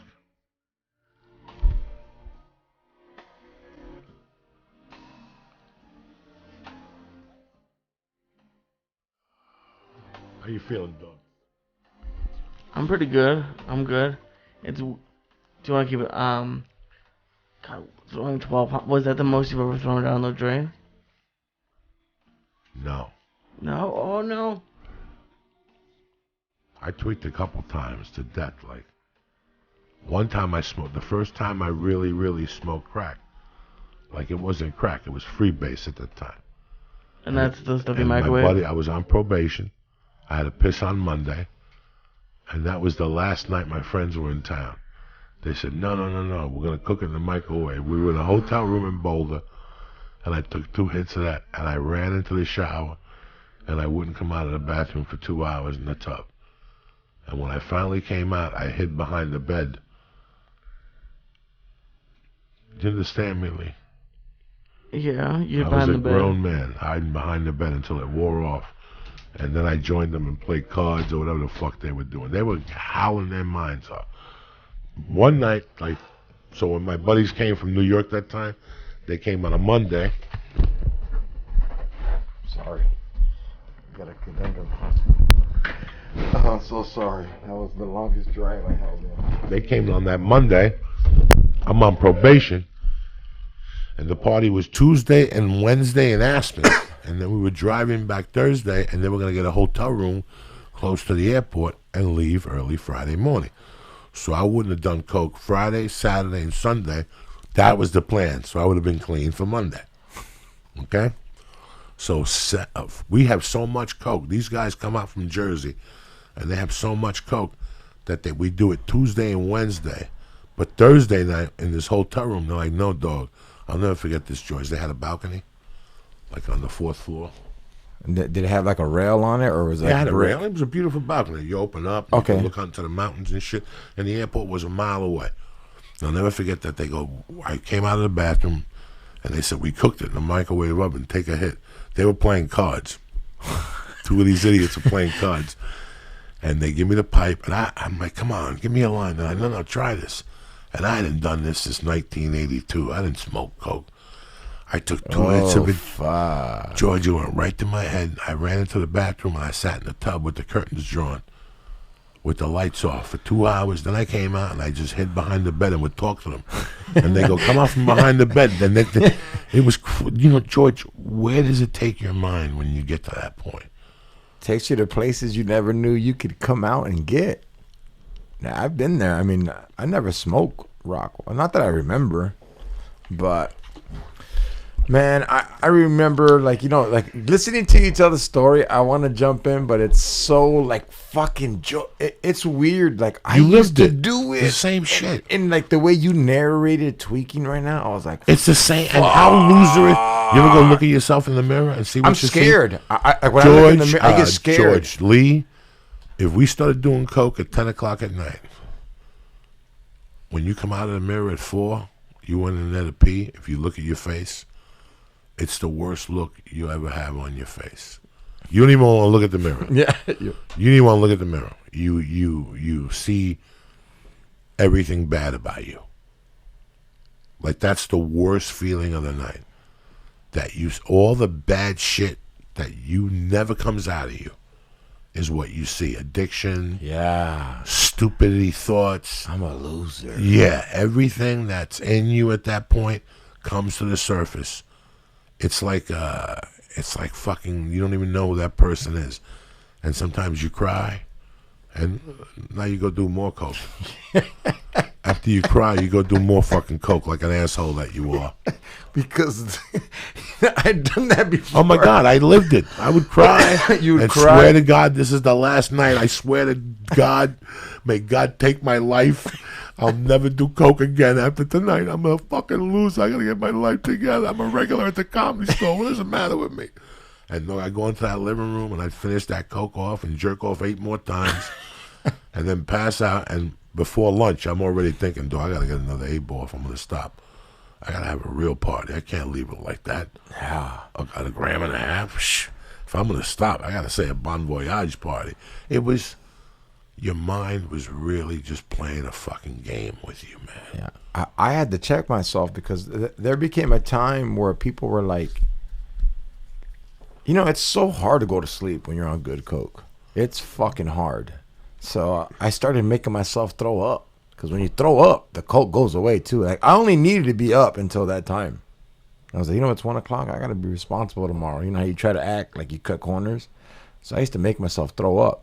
And I will go to sleep. But then it started getting scary, man. So this is the 9th year in a row. Then Thanksgiving at the table, I can say thank you for fucking not letting me snort coke no more. Nah, dog. I really, never. Really, 9 fucking years, George. I know. I could never even think of this time. I never thought there was a life without doing blow. Like I didn't. Right now, what I suffer from, like this post-traumatic shit, and I gotta tell you, you know what it is? I figured it out this weekend. I was taking a shower. Even at 18, I figured out if you don't have blow, there's no reason to go out. Like I'm not lying to you guys. Yeah, like, why am I in high school? When I was a senior in high school, I had already in my mind these girls are gonna be there, these dudes are gonna be there. I'm going there for one fucking reason. Straight up. So if I ain't got no coke, I don't have the advantage. Yeah. I'm not a handsome dude. I gotta go in there slick dick with coke and lure them back to the apartment a la Cosby and shit, all fucked up. And then when they get there, show me your tits. And then the next thing you know, you got them upside down and you're putting coke rocks in their ass. And the next week, they giving you dirty looks at the bar like they don't know who you are and shit. You forgot me straight up? What happened? Yeah. That fucking freak show you did last Tuesday. What was that? There's no love there. But that was it. In my mind, I remember Friday night staying in because I had the money for the coke.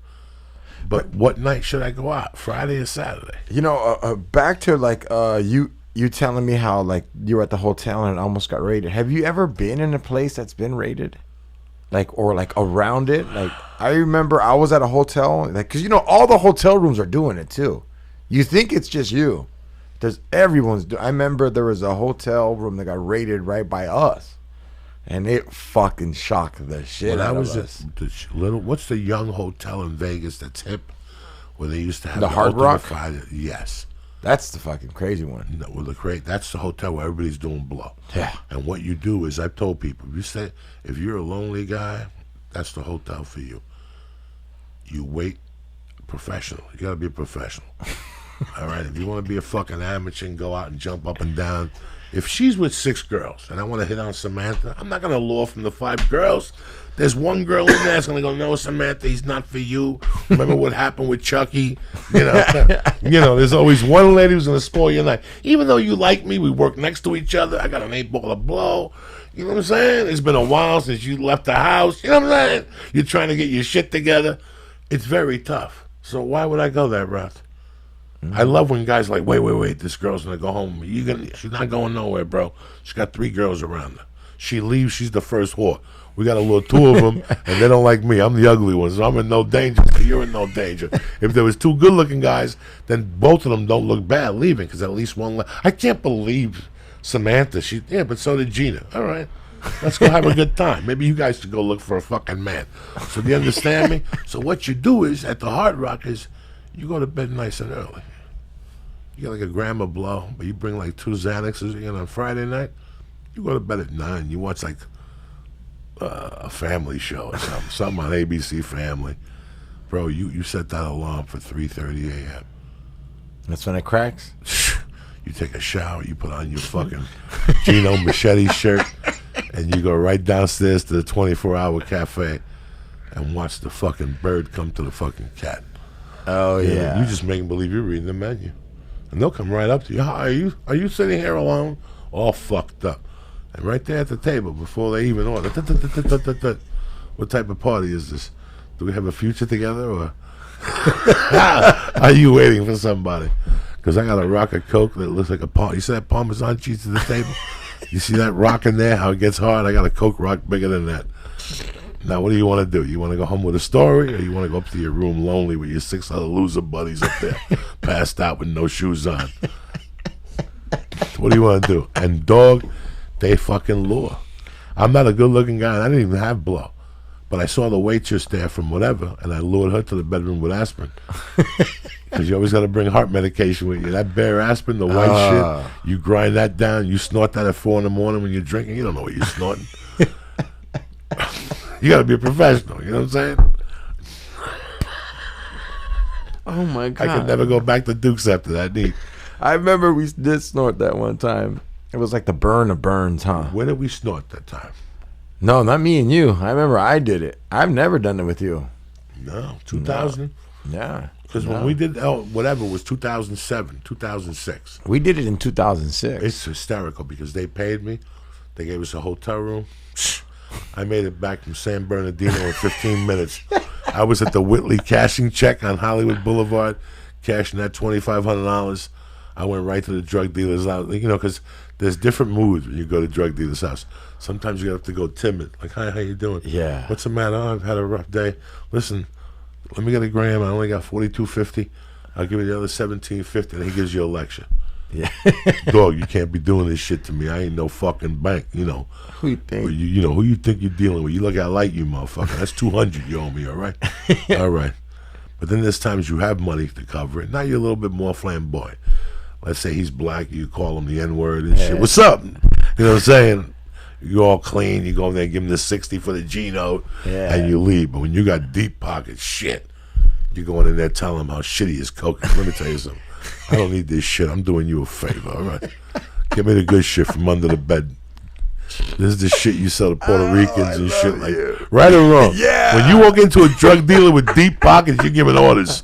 Let me get a soda. Hey, weigh this shit again. Weigh this shit again. Have you ever seen the opening scene? Lee, put the fucking thing on. Get the YouTube ready. I gotta show George something. What is it? What is it? Click in King of New York opening scene. King of New York. Oh, I'm gonna show you a masterpiece. This is how you show up to a drug dealer's house, okay?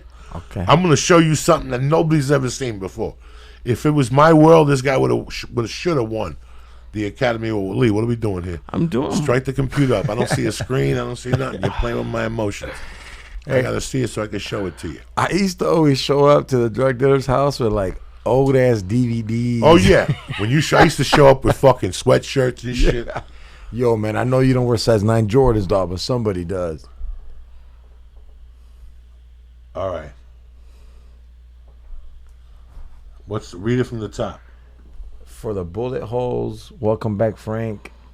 We gotta get busy. King of New York jumps versus Tito. Yeah, that one. The first one. Whatever. Here's for the bullet holes. Go for that one. I'm gonna show you an education, ladies and gentlemen. You never seen this? No. Click this on loudly. Oh yes, I have seen this. This is OG. This is why he should win. This is why he's one of the best black actors working today. Lee, you never saw this? No, I haven't. This is what I'm saying. But you got time to go watch. I was too young to understand Harry Potter. This is an Academy Award winning presentation by Lawrence Fishburne in the beginning of King of New York. Hit it, Lee.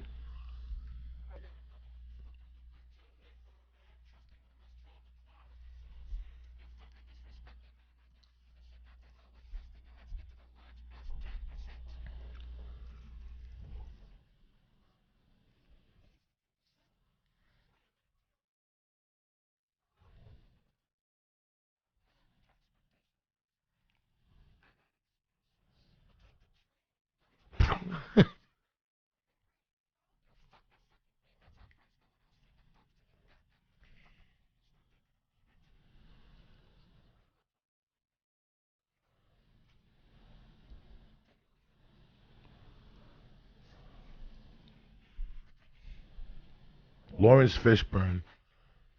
Now watch. Leave this, Lee. How's about that, Nick? Watch this.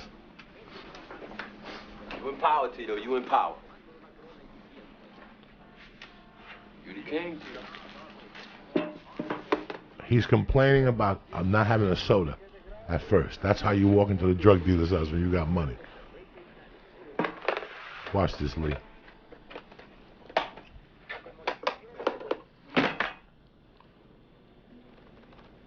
Where's my soda?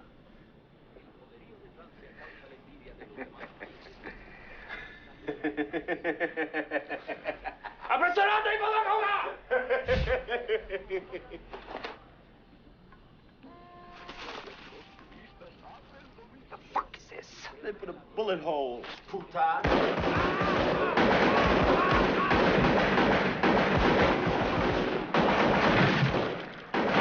Room service, motherfucker!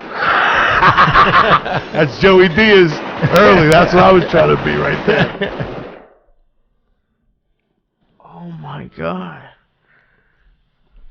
Watch this one. I'll watch this one too. Watch this one too. This is the man playing fucking Frank White. Somebody here to see you. Is that Robin Givens? No, that's the other black girl from the 80s that was badass. Now this is like the fucking best hotel in New York, Lee. All right, this is after they shoot whatever his name is, King Tito, whatever. We're watching King of New York. Damn, he's young. Look at the guy behind them. All these motherfuckers are still around. What's in the cup? Root beer.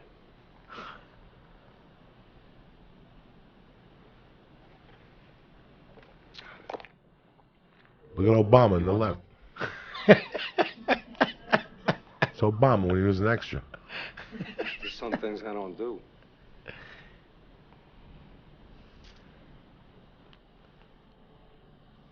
Pop, pop, pop.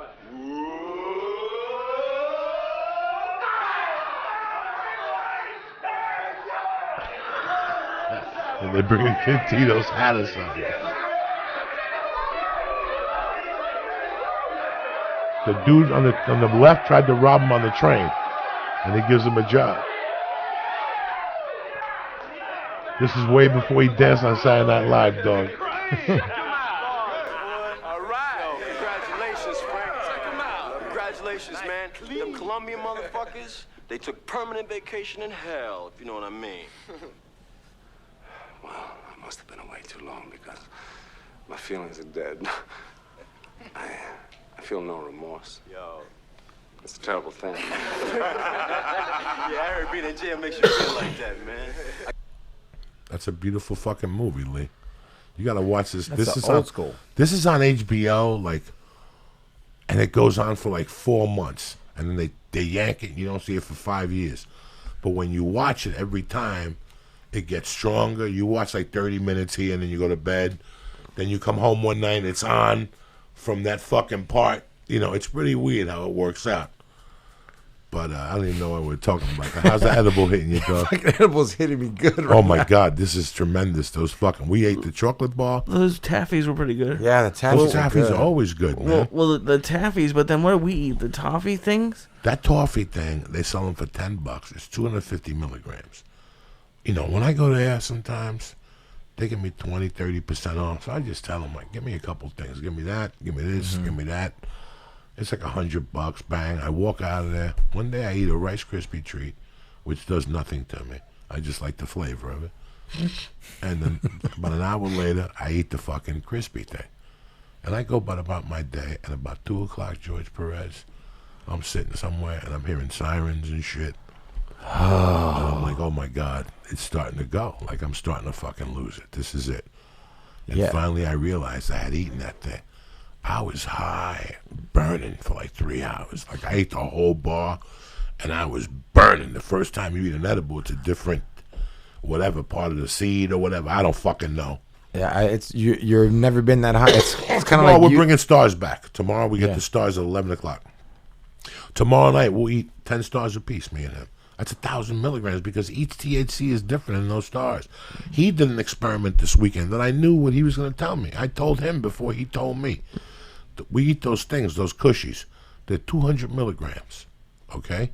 Those 200 milligram 4 little glue things, they will fuck you up like a pill. But what's like what's the regular thing? Like, what are you supposed to eat if you're new? 50? 10, 20, 10? Yeah. 20, What the fuck? 30, 40, 50 maybe.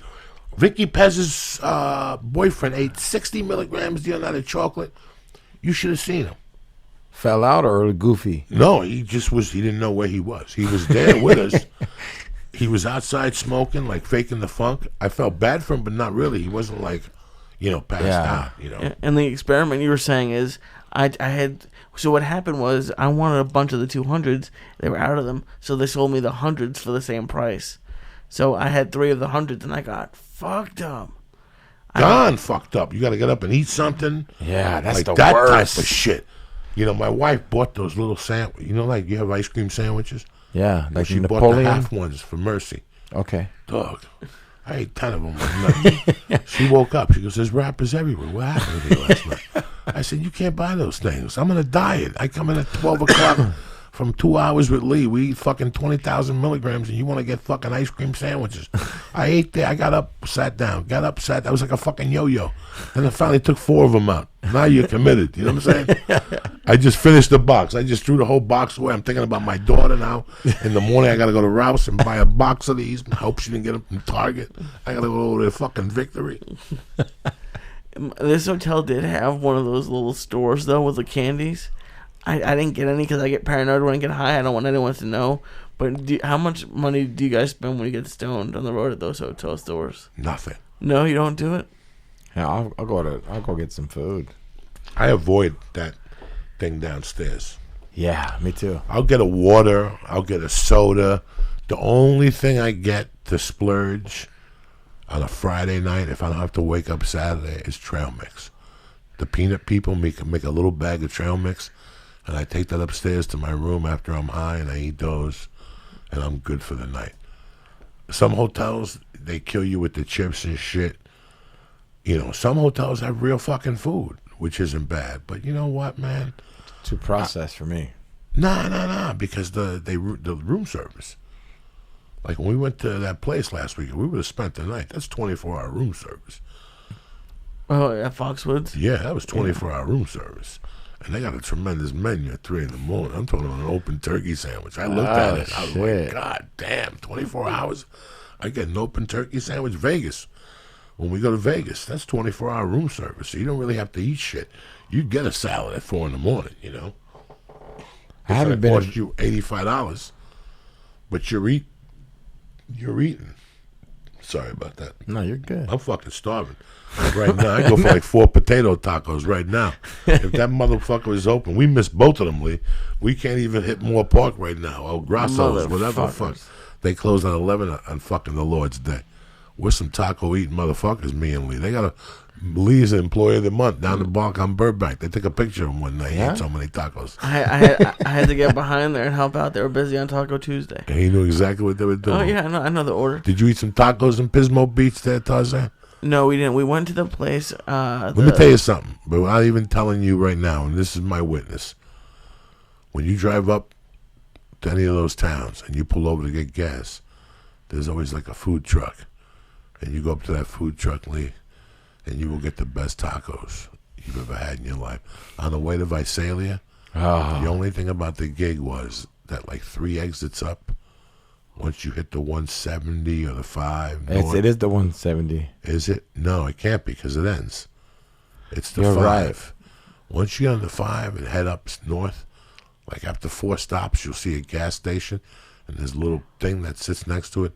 It's well known. You know who you got to ask? Darren Carter.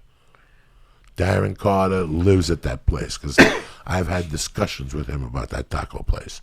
Lee, fucking phenomenal.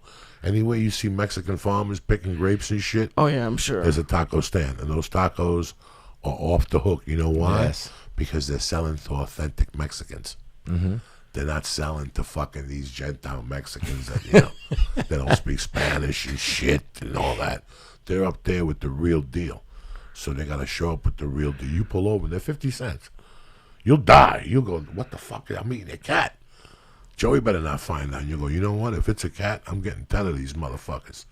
They're delicious. They're delicious. Every route up there. I don't know exactly where, because me and Marilyn used to do the Ventura Club. Okay. 15 years ago, on Friday nights, they would give us $100 to drive to Ventura to do the gig. But 20 of that, bro, tacos. We would stop at a place right off the fucking thing that you thought you were going to get mugged in. It was like a beat-up gas station, and 3 miles, not even, 200 yards down was like a little hut. Oh, my God. Oh, my God, Lee. And you didn't get sick? No. And the service was impeccable. Clean, Lee. Mm-hmm. Clean. I found a spot off the 5 in Indiana, kind of by Commerce. There you go. There's a gas station, and this family they live at the house next to the gas station, and they got a kitchen. I know you're gonna say it's a Yelp thing, but we found it on Yelp. But it's our new favorite Mexican place in the valley. It's in the gas station, which, by the way, is the stoner heaven. It has literally every snack you could ever imagine, think of, or never thought of. Every chip flavor. But this Mexican food restaurant is amazing. It's like it's the best. But we go there probably when we're home, when we're in town, probably every Sunday. And what do you get? There's a carne asada burrito, which I like. They have a California burrito, but that has fries, and they put bacon in that. But you have to be careful with that one because they put buffalo sauce on it, so you have to say no to that. You have to say no. You have to say no to that. That ain't fucking Mexican food. I That ain't promise Mexican you. food, though. It's like a snack bar. Leave me Mexican alone, food. bro. Leave me No, I the fuck promise alone. you it's good. Barbecue and bacon. You say I gotta deal with? It's like fucking. It's like a fucking nightmare. And you know what sucks about this? The worst that his girlfriend is Mexican and she eats that shit. No, it's good. I and promise she you. allows it. It's got bacon and fuck. What's he talking about? Can you please talk to him? It's please? good. I promise you. I'm not even fucking Mexican. And I don't know what the fuck he's talking about. Buffalo sauce? On the what are you talking about, for Christ's sakes? I think it's called Cali tacos. Yeah, you're confused, dog. Please. Yeah. Please. I know it's got cheese, and that's why you like it. No. They put a ton of cheese. Okay? Yeah. It's got to be cheese or French fries. There's got to be some fucking thing in there. Authentic. Please leave me alone. I promise you it's good. Please cilantro, leave me alone. cilantro. Please leave me alone. On Please. Sherman Way. Please leave me alone already. Please. Check it out. There's only one seen thing people on there. Sherman Way. I've seen people there from the podcast. Yeah, I know. I'm the fucking morons. No, they're not. No, they're not. They're good They people. got barbecue fucking sauce in the top. It's not barbecue sauce. Buffalo sauce. Okay, this is what I'm saying. And it's in the white. And then when he's supposed to eat buffalo sauce, he gets barbecue on his wings. I don't get the buffalo sauce on that burrito. This is what I'm talking about, though. By the way, he goes to a place where they put buffalo sauce on burritos. I'm done. The counseling is done. He's on his own now. He's I'm experimental. Done. He's it's just amazing what I got to live with. They don't put it on all the burritos. No, I know. Just the thought that they put it on a burrito. Yeah. And that's it. That's where the party ends. It's called salsa. Cilantro. Especially when you're Mexican. You walk in there and go, they put buffalo sauce on a burrito? Get in the car. And then you eat it. Get in the fucking car. What are you, crazy? Yeah, we gotta no, don't buy a soda. Get in the fucking car. This is what I'm dealing with, dog. It's amazing. I feel you. That there's not even like a 2 and 2. Like it don't even hit. I could take him to King Taco. I could take him. No, I'm saying King Taco as a general. I could take him to fucking where Gabe Gilbert lives in Long Beach. No, Gilbert Escobar lives in Long Beach next to Delaware. I'm not going to Long Beach. I'll take you for Mexican food, Lee, that your hair will grow in front of you. And this guy will go to that same dump the next day and eat. After he just ate the best in the world, he will lower down and go to a gas station and look me in the face and tell me it's a good place. We're talking about professional places here, Lee. I promise people you. who sell food to Mexican people. There's Mexican not people Gentile. there. No, they're not. Not if they're putting buffalo sauce in the fucking taco. They don't get that one. Oh, I know. What But do they just put the in their thought that nachos? they have it. It's like I said to you. If you come to my table and you bring ranch dressing with you, I get up. Either I get up or you got to get up. We're not in the same world. That's it. Well, they put bacon in one burrito. Oh, that's good. 30 years, I've never seen bacon in a burrito. Never in all my life. I lived in Mexicans eat Colorado. bacon. I lived in but never in a burrito. Yes, they Bacon do. and buffalo sauce. Never in a burrito. Never in Never. all my fucking life. And I've dealt with the prison Mexicans that they get the tacos sent in, the burrito sent in, not once. You don't think they in get 30 stoned? years. Maybe we put it in our beans with bacon jalapeno. Yes, but not. Yeah, so put those beans in that burrito. Leave me alone. No, man, it's a please. Leave me alone. Leave me alone. He's got I all love this though. Like all he this. really thinks he's like, hey dog. I'm telling you, No, I this promise is, you it's good. Bro, 2 months ago, he wanted to start a business about magazine articles. It was called CNN. No, it's No, not. it's not. No, it's not. I'm not saying this idea because it's a good goddamn idea. I know. No. This is.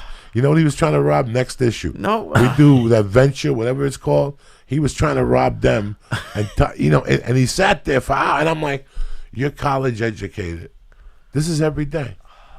This is every day. Love you, This Lee. is- I love him to death. Hey, I'm gonna try that burrito now. No, you're not. No, You you're should not. try that And burrito. not even walk in Go to that that. fucking place. Look it up on Yelp on your way home. Look at him. Look at him. He loves Yelp. Of course, I love A Yelp. bunch of Everyone loves fucking Yelp. mooks. The only place on Sherman Way is that place where they sell the fucking hot beans. Yeah, and then you can't stop there, and you can't park there. There's a You have line to- out the but door all you the have to be time. prepared. You got to go there at 11:01. Who wants to eat at 11:01? You do, because you've been smoking dope since 8. Oh my! And you're already worked out, and you went home, I washed hate your eating pussy. lunch at 11 You a.m. I'm go gonna- before the lunch crowd. You go to 11:20 before the line comes Yeah. at 12. You don't go at 12 when everybody else is there. You wait till 1:30 now. Now you have a protein shake, and you wait till 1:30. That's how normal fucking professionals eat. Okay, if not, I'm competing with 80 other gorillas. Then you wonder why they put red sauce instead of green sauce. I go in there when it's nice and empty. I don't want nobody hearing what I got to say. Okay? I'm the same way. I don't want nobody hearing what I want to say. I want lunch. I go at 11:20.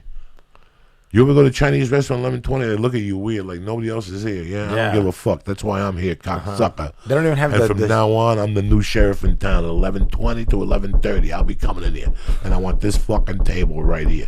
And they'll look at you like, this motherfucker is for real. And that's the fresh batch. You get the nice batch. Hell it's the yeah. fresh fucking meat.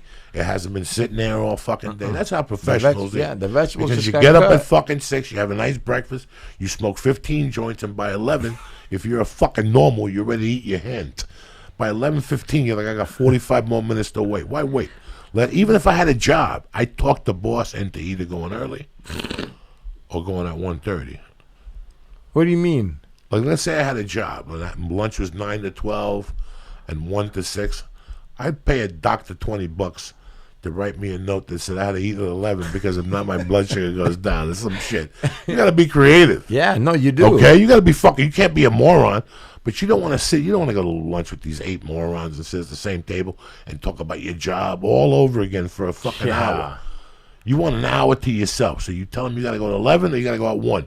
If you got to go at 1, then you bring a snack. You bring a ham and cheese sandwich at 11 and you fucking eat it right there at your desk. A sandwich is not a snack. It's a snack, whatever. It holds you over.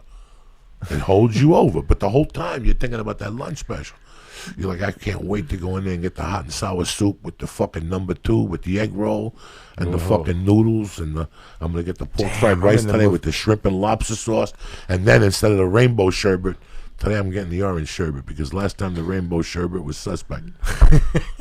Hey Joey, have you ever been to like an Asian restaurant that like you didn't like? I could, because I've been so good at reading them, it's very weird. The only places I've been taken is right here in this neighborhood. Oh. Because everybody else says go in there and try it out. And you know what? These places probably have 1 or 2 really good dishes, but everything else blows. And I don't even trust the chicken at these places. Yeah. It's always got it's always skinny, like it feels like a cat's. I pet my cats, and I know what that skin feels like. I really do. I'm not trying I to know be what you cute here. mean. Please No. don't say I'm eating cat, because I'll. You've freak been out. eating cat I'm not and eating cat. monsters and monkeys for years. That's why you're all clogged up and shit. I'm not clogged up. You Yes, see, you are. That's why the tushy don't work. Oh, the tushy. Oh, You know what I'm I saying? missed my tushy. I haven't even seen it yet. What's a tushy? It's a bidet. Oh. But no. You eat up and down that Laurel Canyon, that Thai food. You eat at the tacos with lizards. God knows you poisoned your dad. Paula ate bad fucking pork or shrimp. You guys just I didn't poison nobody. You take shots at places that nobody else I take would eat. shots at reasonable places. This is why, because you listen to it. 100 reviews or more. I don't take nothing unless it's him. If he comes to me and goes, bro, me and Samantha went to this Cuban place, and they make the thing how you like it with the chorizo. That's who I listen to. Yeah, I listen to you too. And you listen to me. Yeah. You know, Joey, Felipe, anybody. Yeah. I tell you, what's the best bang for your buck? Yeah. I shorten it down. I take a long sentence. Yeah, but you don't like many and things. shorten it down. Hey, Felipe does know some dope spots Felipe too. He knows knows dope because he's been in the hood. He and lived here. You listen to people like that. That's who I listen to. If I don't get a personal review from them, that restaurant will not exist in my fucking life. You remember that like John? It was like a ghetto Jamba Juice by his house on Union and Temple. When he lived downtown. Yeah. Yes. It was a Filipino dude. Oh, that fucking shit was bomb. He knows. People know. Yeah. You know, you got to trust people who really know food. I need a skinny guy that eats fucking kale to tell me what's good. That's who's going to go on Yelp. I want a fat fuck. It's like when you go to a restaurant, you see a skinny chef like he's got AIDS. I don't want to eat that. If he was so fucking good, he'd be eating his own food. Every chef you see is a fat fuck, sweating, drinking beer behind the line. That's the chef I want. The guy that looks like he's about to have a heart attack, that's the chef that you want. Right there, that's a motherfucker that's eating his own food. He believes in it.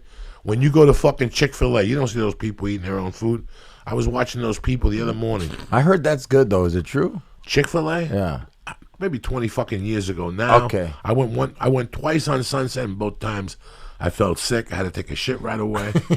No. That's just shitty fucking food. The other day I was in Houston. I got tacos, but I sat there and watched the Chinese people at that place. What's the popular one that has a chain at all the places? Panda Express? Panda Express. I don't fuck with that. That rice looks a little petrified. I got up and looked at it and fucked with their head a little bit. Their noodles look like they're on speed. I used to get the chicken egg rolls from them. Not bad to hold you over, but not a real egg roll. It breaks apart in your mouth. But when you're a fucking sap, you got to eat what you got to eat when you're 400 pounds. I don't eat that shit no more. No queso this weekend? No, didn't even touch it. Had I want to eat Chinese food at that place where they won't even let us in the door. That place by the Sunset Room. I don't know about that place, Joyce. They won't serve us. I know, but I think it's that good. But they don't give a fuck about us. No, they're playing cards in the back. They're gambling in the back, and they're probably stabbing 10 Chinese people in the back that don't pay their debt. Oh my god! That's why. Right. Every time you go over there, that was one of my all-time favorite rooms. I always wished, in my perverted comedy mind, that the Sunset Room would become this thing, like a 200-seater. With that bar, with that stage. Yeah. I could see an HBO special getting shot there. Because it has that, like, lava style, like, I really believed in that place on Monday nights, but he had no respect for comedy. And that pissed me off to the max. It was a cash register thing for him. And even when there was people in there because of the comedy, he wasn't happy. He wasn't happy.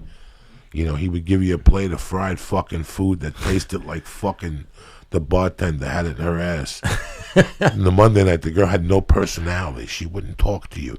Remember, she was good looking. She had a blonde streak in her hair. Oh, yeah. She was a fucking weird as fuck. Wouldn't communicate with you. You could tip her a 5, a 10. Wouldn't communicate with you. But I still believed in the place. But it was across the street from a Kentucky Fried Chicken. Biggest bucket in the world. 30 yards from... a donut place that was delicious. Yeah, the donuts were on point. 30 yards from a Chinese place that would not cater to us when we went there at night. They would make believe they only spoke Chinese and the restaurant was closed. But the place would be surrounded with cars. And there would be not one person eating at the restaurant, Lee.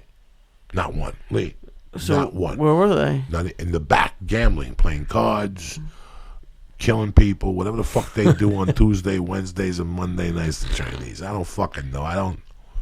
Did you ever play pool and hustle like that? I played pool, and I was terrible. Paul beat me all 3 times. My mother had a bar, and when she cut the kitchen out, They put a pool table in there. I was about the age of 6, and I started fucking around. And guess what, George? They cut the kitchen out. They're like, we're not selling food. No just more food, drink. no more. It was too much. And my mom got a pool table, and I was about 6. And guess what? I started playing pool, and people taught me different things. And by the age of 9 or 10, dog, George, I wasn't bad. Yeah. Plus, you was in East Coast. But this was the problem. It was the first thing I had fallen in love with. Oh, I got you. As a child. So when you would break my balls, I would challenge you. And when I won, I would go overboard. And when I lost, I would lose my fucking mind and say shit. Oh. And then there like was what kind of shit? Like some fucking motherfucker. Like the first time it happened, I had to be maybe about 10, and at my mother's bar, and I was playing an adult that was a family friend. And he cleaned the table off on me, and I started calling him a faggot, and he didn't know how to handle it. You're a fucking punk. Everybody thinks you're a faggot. You're cheap. And these are things I overheard people say about him in confidence. Okay. And my mother smacked me in the fucking mouth and made me go in the office, and that was the end of that tune. I apologized 2 weeks later, but the guy never came around again. Right? Then, about a year later, and this one still to this day still haunts me. In fact, his cousin just sent me a picture. I grew up with this family. The guy's name was Machito. Machito. What's that from? He's a Cuban dude. Okay. He had skin like me, beautiful man, about 5'10", built, and he had a kid he got on the weekends. His name was Julian was his name, and his cousin was Martin Perez, a kid I'm still friends with on Facebook. His father was Batista's driver. And did you guys know each other from Cuba? Or? We knew each other from grammar school, like early on. Okay. We knew each other. We were family friends. Machito sold coke in the 70s, and he was friends with my mom, and he was a good dude to me. He'd drive me to Met games and shit. I became friends with Machito, and he hung out at this bar on the corner of 57th and Hudson. The guy's name was Felo, F-E-L-O, who ran it. And as a child, at the age of 11, because he didn't have Julie all the time, he considered me one of his boys. So he would take me to baseball games and buy me bats, and he would smoke dope in front of me, whatever. And I would never repeat any of that stuff. So I became friends with Julie. Me and Julie were tight. In the summers, I hung out together. Then he would either go back to Miami or his mother lived in the Bronx. I can't remember the exact story. But I was pretty good at pool. And one day, we're at that bar at Brindy in front of my mom, my stepdad, all my mom's friends. Not Martin Perez wasn't there, but Julie was there and his father, who was always very good to me. And Julie beat me in the first hand. Smash you or? Smashed me. And I went nuts on him. And then I started doing Diaz brothers things. As I was playing him, I would say shit to him and bait him. Yeah. And he lost the second game, and then he lost the third game. But I had already said all those things. We were still friends for a while, and then he went to Miami. His parents moved to Miami, and 10 years ago I found out he didn't even make it to 21. Crack took him in Miami right away. And I had a chance to apologize to him. He was like family at my house. He would come over and swim in the pool, and we'd play baseball, and I gave him clothes and shit. But I don't think that wound never really healed. And I live with that today. It's... Damn. What are you going to do? You know what I'm saying? That's why you got to sometimes... Keep on pushing. Well, sometimes you got to be careful. I was a young kid. But I learned from that lesson that I couldn't fall in love with something that much. That's why I can never really be a fan of a football team or something. Because I'm the type of guy that will punch you in the fucking head.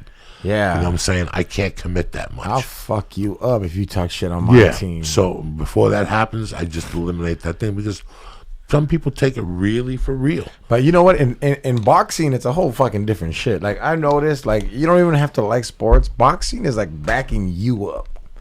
It's like if you're down for a fighter, you'll fight another person. You ever been like that? What do you mean? Like, say Chavez was fighting someone. Who's your favorite boxer? I'm talking when you're 21, though. When I was a kid, I really liked boxing, but it was a different world.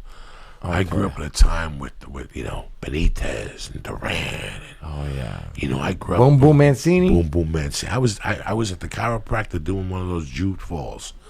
When I hurt my shoulder in '82, I had what I had to do was raise bills up so you could sue the doctor. You could sue, like, let's say you fell down the stairs and you go to the hospital and you try to sue me, you ain't gonna get dick. Yeah. Because you just got a hospital bill. You got to go to the hospital and get therapy. That means for a year you can't go to work. You got to go in there every day with a neck brace on, and they look at you and go, "You're making progress." Meanwhile, you're jerking off with both arms. You're playing the drums. You're playing darts at the bar. You know what I'm saying? So I was raised. The Jewish attorney told me, he goes, to get the most money, you got to go to the doctor every day. Yeah. It's like punching in. So I'd basically go to the doctor. He put electrodes on me, give me a little massage, and I'd leave. But the day he fought Boom Boom Mancini, when I walked out of the office, nobody was listening to the phone. Everybody was watching this fight. And he fought Dukum Kim.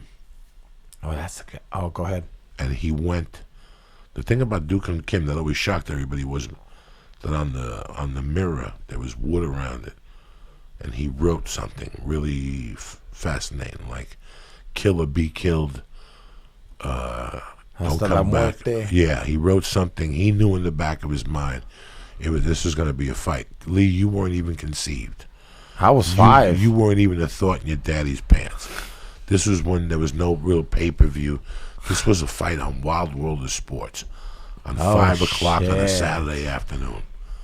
And it was January. It was cold. I went into this doctor's office. I remember having a jacket and sitting down. And it was the 7th round or something. I have no idea. But when I walked out, I had never seen two guys beating each other like that. They would just Lee. This went on for however many rounds, and then the guy dropped and died in the ring. What? Look it up. See if it's on YouTube real quick. Oh, man. Oh, it has to be. Boom Boom Mancini against Dukum Kim. The end. Where was he from? Dukum Kim. Korea. He was Korean. Korean. And he wrote something on the mirror, etched it like "Kill or be killed." This was a battle, Lee, in the middle of the afternoon. They were fighting in the daytime, like 5 o'clock? This was a daytime fight. This was a daytime fight. I'll never forget being at the doctor's office. Oh, was it like an open stadium? Let's see. Let's see if I remember correctly. What's the problem, Lee? Oh, I thought I was using the right keyboard. Write down Boom Boom Mancini and watch. That's the first one that'll come up. Probably.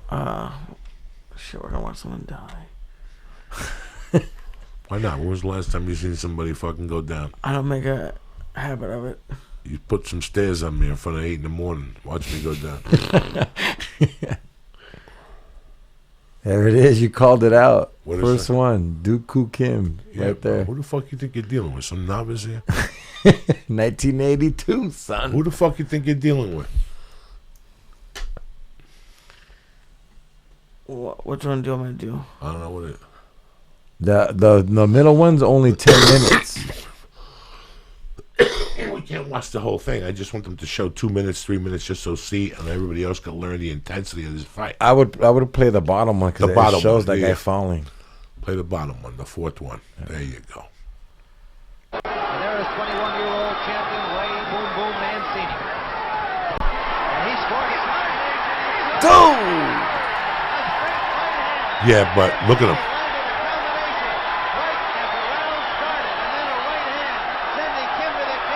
Look at Kim's face. Oh, man. Oh, shit. And he's gonna die? Yeah, he died minutes Yeah. later. Fuck. He went down, and look at the guy's face, though. It was fucking Look beat at up. this dude's face. Oh, Jesus Christ. That's when you get hit with a pipe and shit. The cops get there. They don't even know what to do with you. Oh, stand right there, sir. Sit down, sit down. Do you feel anything? Do you feel dizzy? I'm just seeing things right now. So what do you got going on, George? What's coming up next for you, man? I know you always got something cracking. You know, hey, dog, I learned from you, brother. I stay hustling. Russell Peters is awesome enough to let me open up for him at the Brea Improv the November 1st, 2nd, and 3rd. And then on the 6th, 7th, and 8th, I am with, I'm doing the Mangria tour. And when does that start? And that's a band, you and Red Band. Yeah, and Ryan Dune. That's December 8th, Phoenix, at the Last Exit Live. That's December 6th, Phoenix, Last Exit Live. December 7th, Vegas, the Beauty Bar, and December 8th, Winston's. Very nice, man. It's cool. Yeah, it's not like a huge venue, so I kind of like, hey, I'm starting off, man. You know, how many minutes do you do? Sometimes they let me do 40. Sometimes I just do 20. Or me and Red Ben will flip. He'll do 40. I'll do 20. We just You have ever a walk great into time. one of these venues and think about, like 10 years ago, I was in a cell. And here I am at a fucking venue. And I know people that can't get out of their own fucking way, and you got to feel bad about yourself. But it's so weird how I get that. That's how fortunate I am.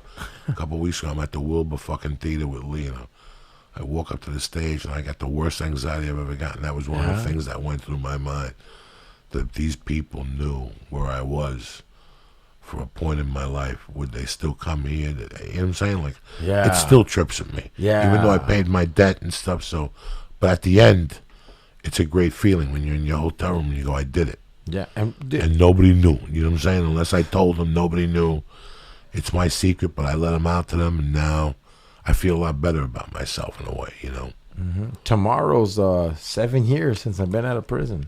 See that? Yeah, that's why today was my nephew's birthday, and I got out of prison. I got out of prison the day after my nephew was born, and we went to his party today. I just realized it because you're talking about it. It's been 7 years. So there's a reason why you were supposed to be here tonight, my brother. See? No, it was crazy. Fucking years. I've been out. Knock on wood, man. Let me give some shout outs real quick. Lee, how you feeling, cocksucker? Feeling pretty good. Sam Summers, my man Dom De Niro, Patrick C. Wright, Rachel Lee Little showed up to the show. My girl Melissa Eva Perez gave me some information. Bobby and Crystal down there, John Cutler and Amy, my man Leon, and Jeremy Slaygarth. You know I love you. As you know, Wednesday night, Irvine Improv, 8 p.m. show. You're out of there by 10. You go see your college buddies, jump up and down. We got stars. We're going to get nice and stoned. You know us. And then the following week, 2 weeks after that, it's Portland, Oregon. Helium, bitches. And that's basically it, my brother. I'm happy you came out tonight to celebrate 7 years. There's a reason God put you in here tonight. Yes, thank you, man. Thank you. George Perez, always just to follow up with you. Yeah, hey, man, I love it that you do it, man. Because I saw you on Corolla, and I was like, look at this shit. He's getting. I know you did Bert, and people loved you on Bert. You were on here a month ago, and people loved you. They still get little questions about you. So, what the fuck? This is a great way. Your Thanksgiving week. You know, I'm grateful. Yeah. I'm fucking so grateful, bro. Every time I hit that. You're back in Irvine, too. We're healthy. Yeah, one night, Irvine, bang, bang, and I get the weekend with my family. I think I'm at the store Saturday, maybe. I don't know. You know, man. You got the eggnog ready? Do I have the eggnog ready? I am possibly most excited Christmas I'm about to have with this little fucking girl. Yeah. I'm pretty much done after the 4th. The special premieres on CISO. Don't forget, code word Joey, and you get 2 months for free. So if you get it today, you're covered till January 1st. They got great programming. I would not bullshit you. They really do. They're going to take over this whole fucking comedy business. Watch them. So I'm really happy to be a part of them. I'm giving you CISO for free right now for 2 months. Go to CISO TV and press in Joey. That's it. That's how easy that fucking is. And after that, I'm pretty much done. I committed to this special, and I got some engagements now that come up. I can't do this movie.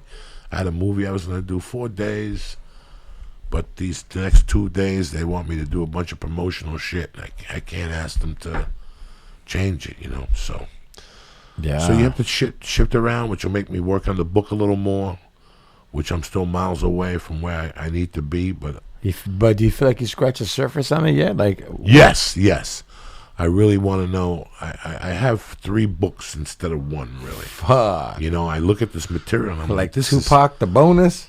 This is those 79 through 85 years, man. I really want to expose that to people. But I'm not trying to expose me mugging Larry at the gas station. I really want them to know the pain I was walking around with, and that's really tough to express when you're writing. I want them to understand that. I know that feeling. From the minute I saw George Perez at school, or the first time I saw you on the bus at 8:40 or 7, whenever I caught the bus, that's when the pain disappeared. Until that night at 12, when the coke would start wearing off. Exactly. And that pain would come back. I want people to understand that. So that's what's taking so fucking long. And besides, Lee keeps busting my balls. He's always doing something. He wants to go fucking Get it together, Cox. places of Buffalo, so this is where I live. Anyway, yeah, I'm at Irvine Wednesday night. Like I said, we got the shout-outs. Let me start with the paperwork here, Lee. I still have not gone to pick up my fucking suit. You know why? Because I'm lazy. Because it's somewhere where I never opt. But I got to tell you something. If you're ever going to get a suit, there's a time of the year where you want to have a suit at some places. Even for myself, all right? I'm a bum.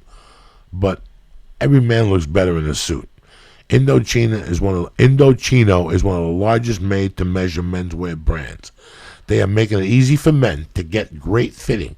They're making it easy for you to get great fitting, high-quality suits and shirts at an incredible price. Here's how it works, okay? You visit the Indochino.com or drop by one of their 9 North American showrooms. You pick from hundreds of fabrics and patterns. You choose your customizations, from lapels to pleats to jacket linings and more. You submit your body measurements. You kick back, relax, and get ready to step into the best, most stylish suit you've ever worn in just 4 weeks. And between me and you, it comes even quicker than that. This week, my listeners can get any premium, listen to me, any premium Indochino suit for just $3.89 at Indochino.com when entering church when you check out. That's 50% off. Listen to me, it's Christmas time. You want to start the year off looking good. That's 50% off regular price for made-to-measure premium suit. Plus, you ready for this? The shipping is free. That's Indochino.com. Promo code CHURCH, CHURCH, for any premium suit for just $3.89 and free shipping. Lee and I get 3 suits for $100, but you can't smoke a cigarette by us, or we'll burn to death. You know what I'm saying? This is a real suit. This is real material. This is real fabric. Indochino has amazing holiday deals right now on their shirts, pants, and other products too. You'll never have to worry about bad fitting suits or expensive trips to the tailor again. Get ready to look like $1 million. Do me a favor. Uncle Joey wants you to look good and feel good. If you look good, man, you're going to feel good inside. When you walk into a room, you're going to have more confidence. Here it is. Indochino.com right now and get a suit for $3.89 when you enter church at checkout. That's my Christmas present, cocksucker. All right, before the show tonight, we were talking about driving experiences. Last week in Boston, Lee and I paid $371 for a ride that Lee could have got us for $160 on Lyft. Okay? Mm-hmm. Now, I want to spread the word, all right? I've used Lyft maybe 2 times. Lee loves them. Lee watches them, Lee uses them more than anything. What's the last you use them to the airport or something, didn't you? I use them all the time to the airport. I use them around town when I even at night, even if I'm not even going out to drink. It's nice. I took them down to Amoeba that time. It's just nice. It's a nice experience. The drivers are very kind to you. It's great. So I'm gonna tell you a smart way to earn extra money and get a $500 bonus. All right, you're gonna drive for Lyft. Right now you're probably unemployed. You don't know what to do.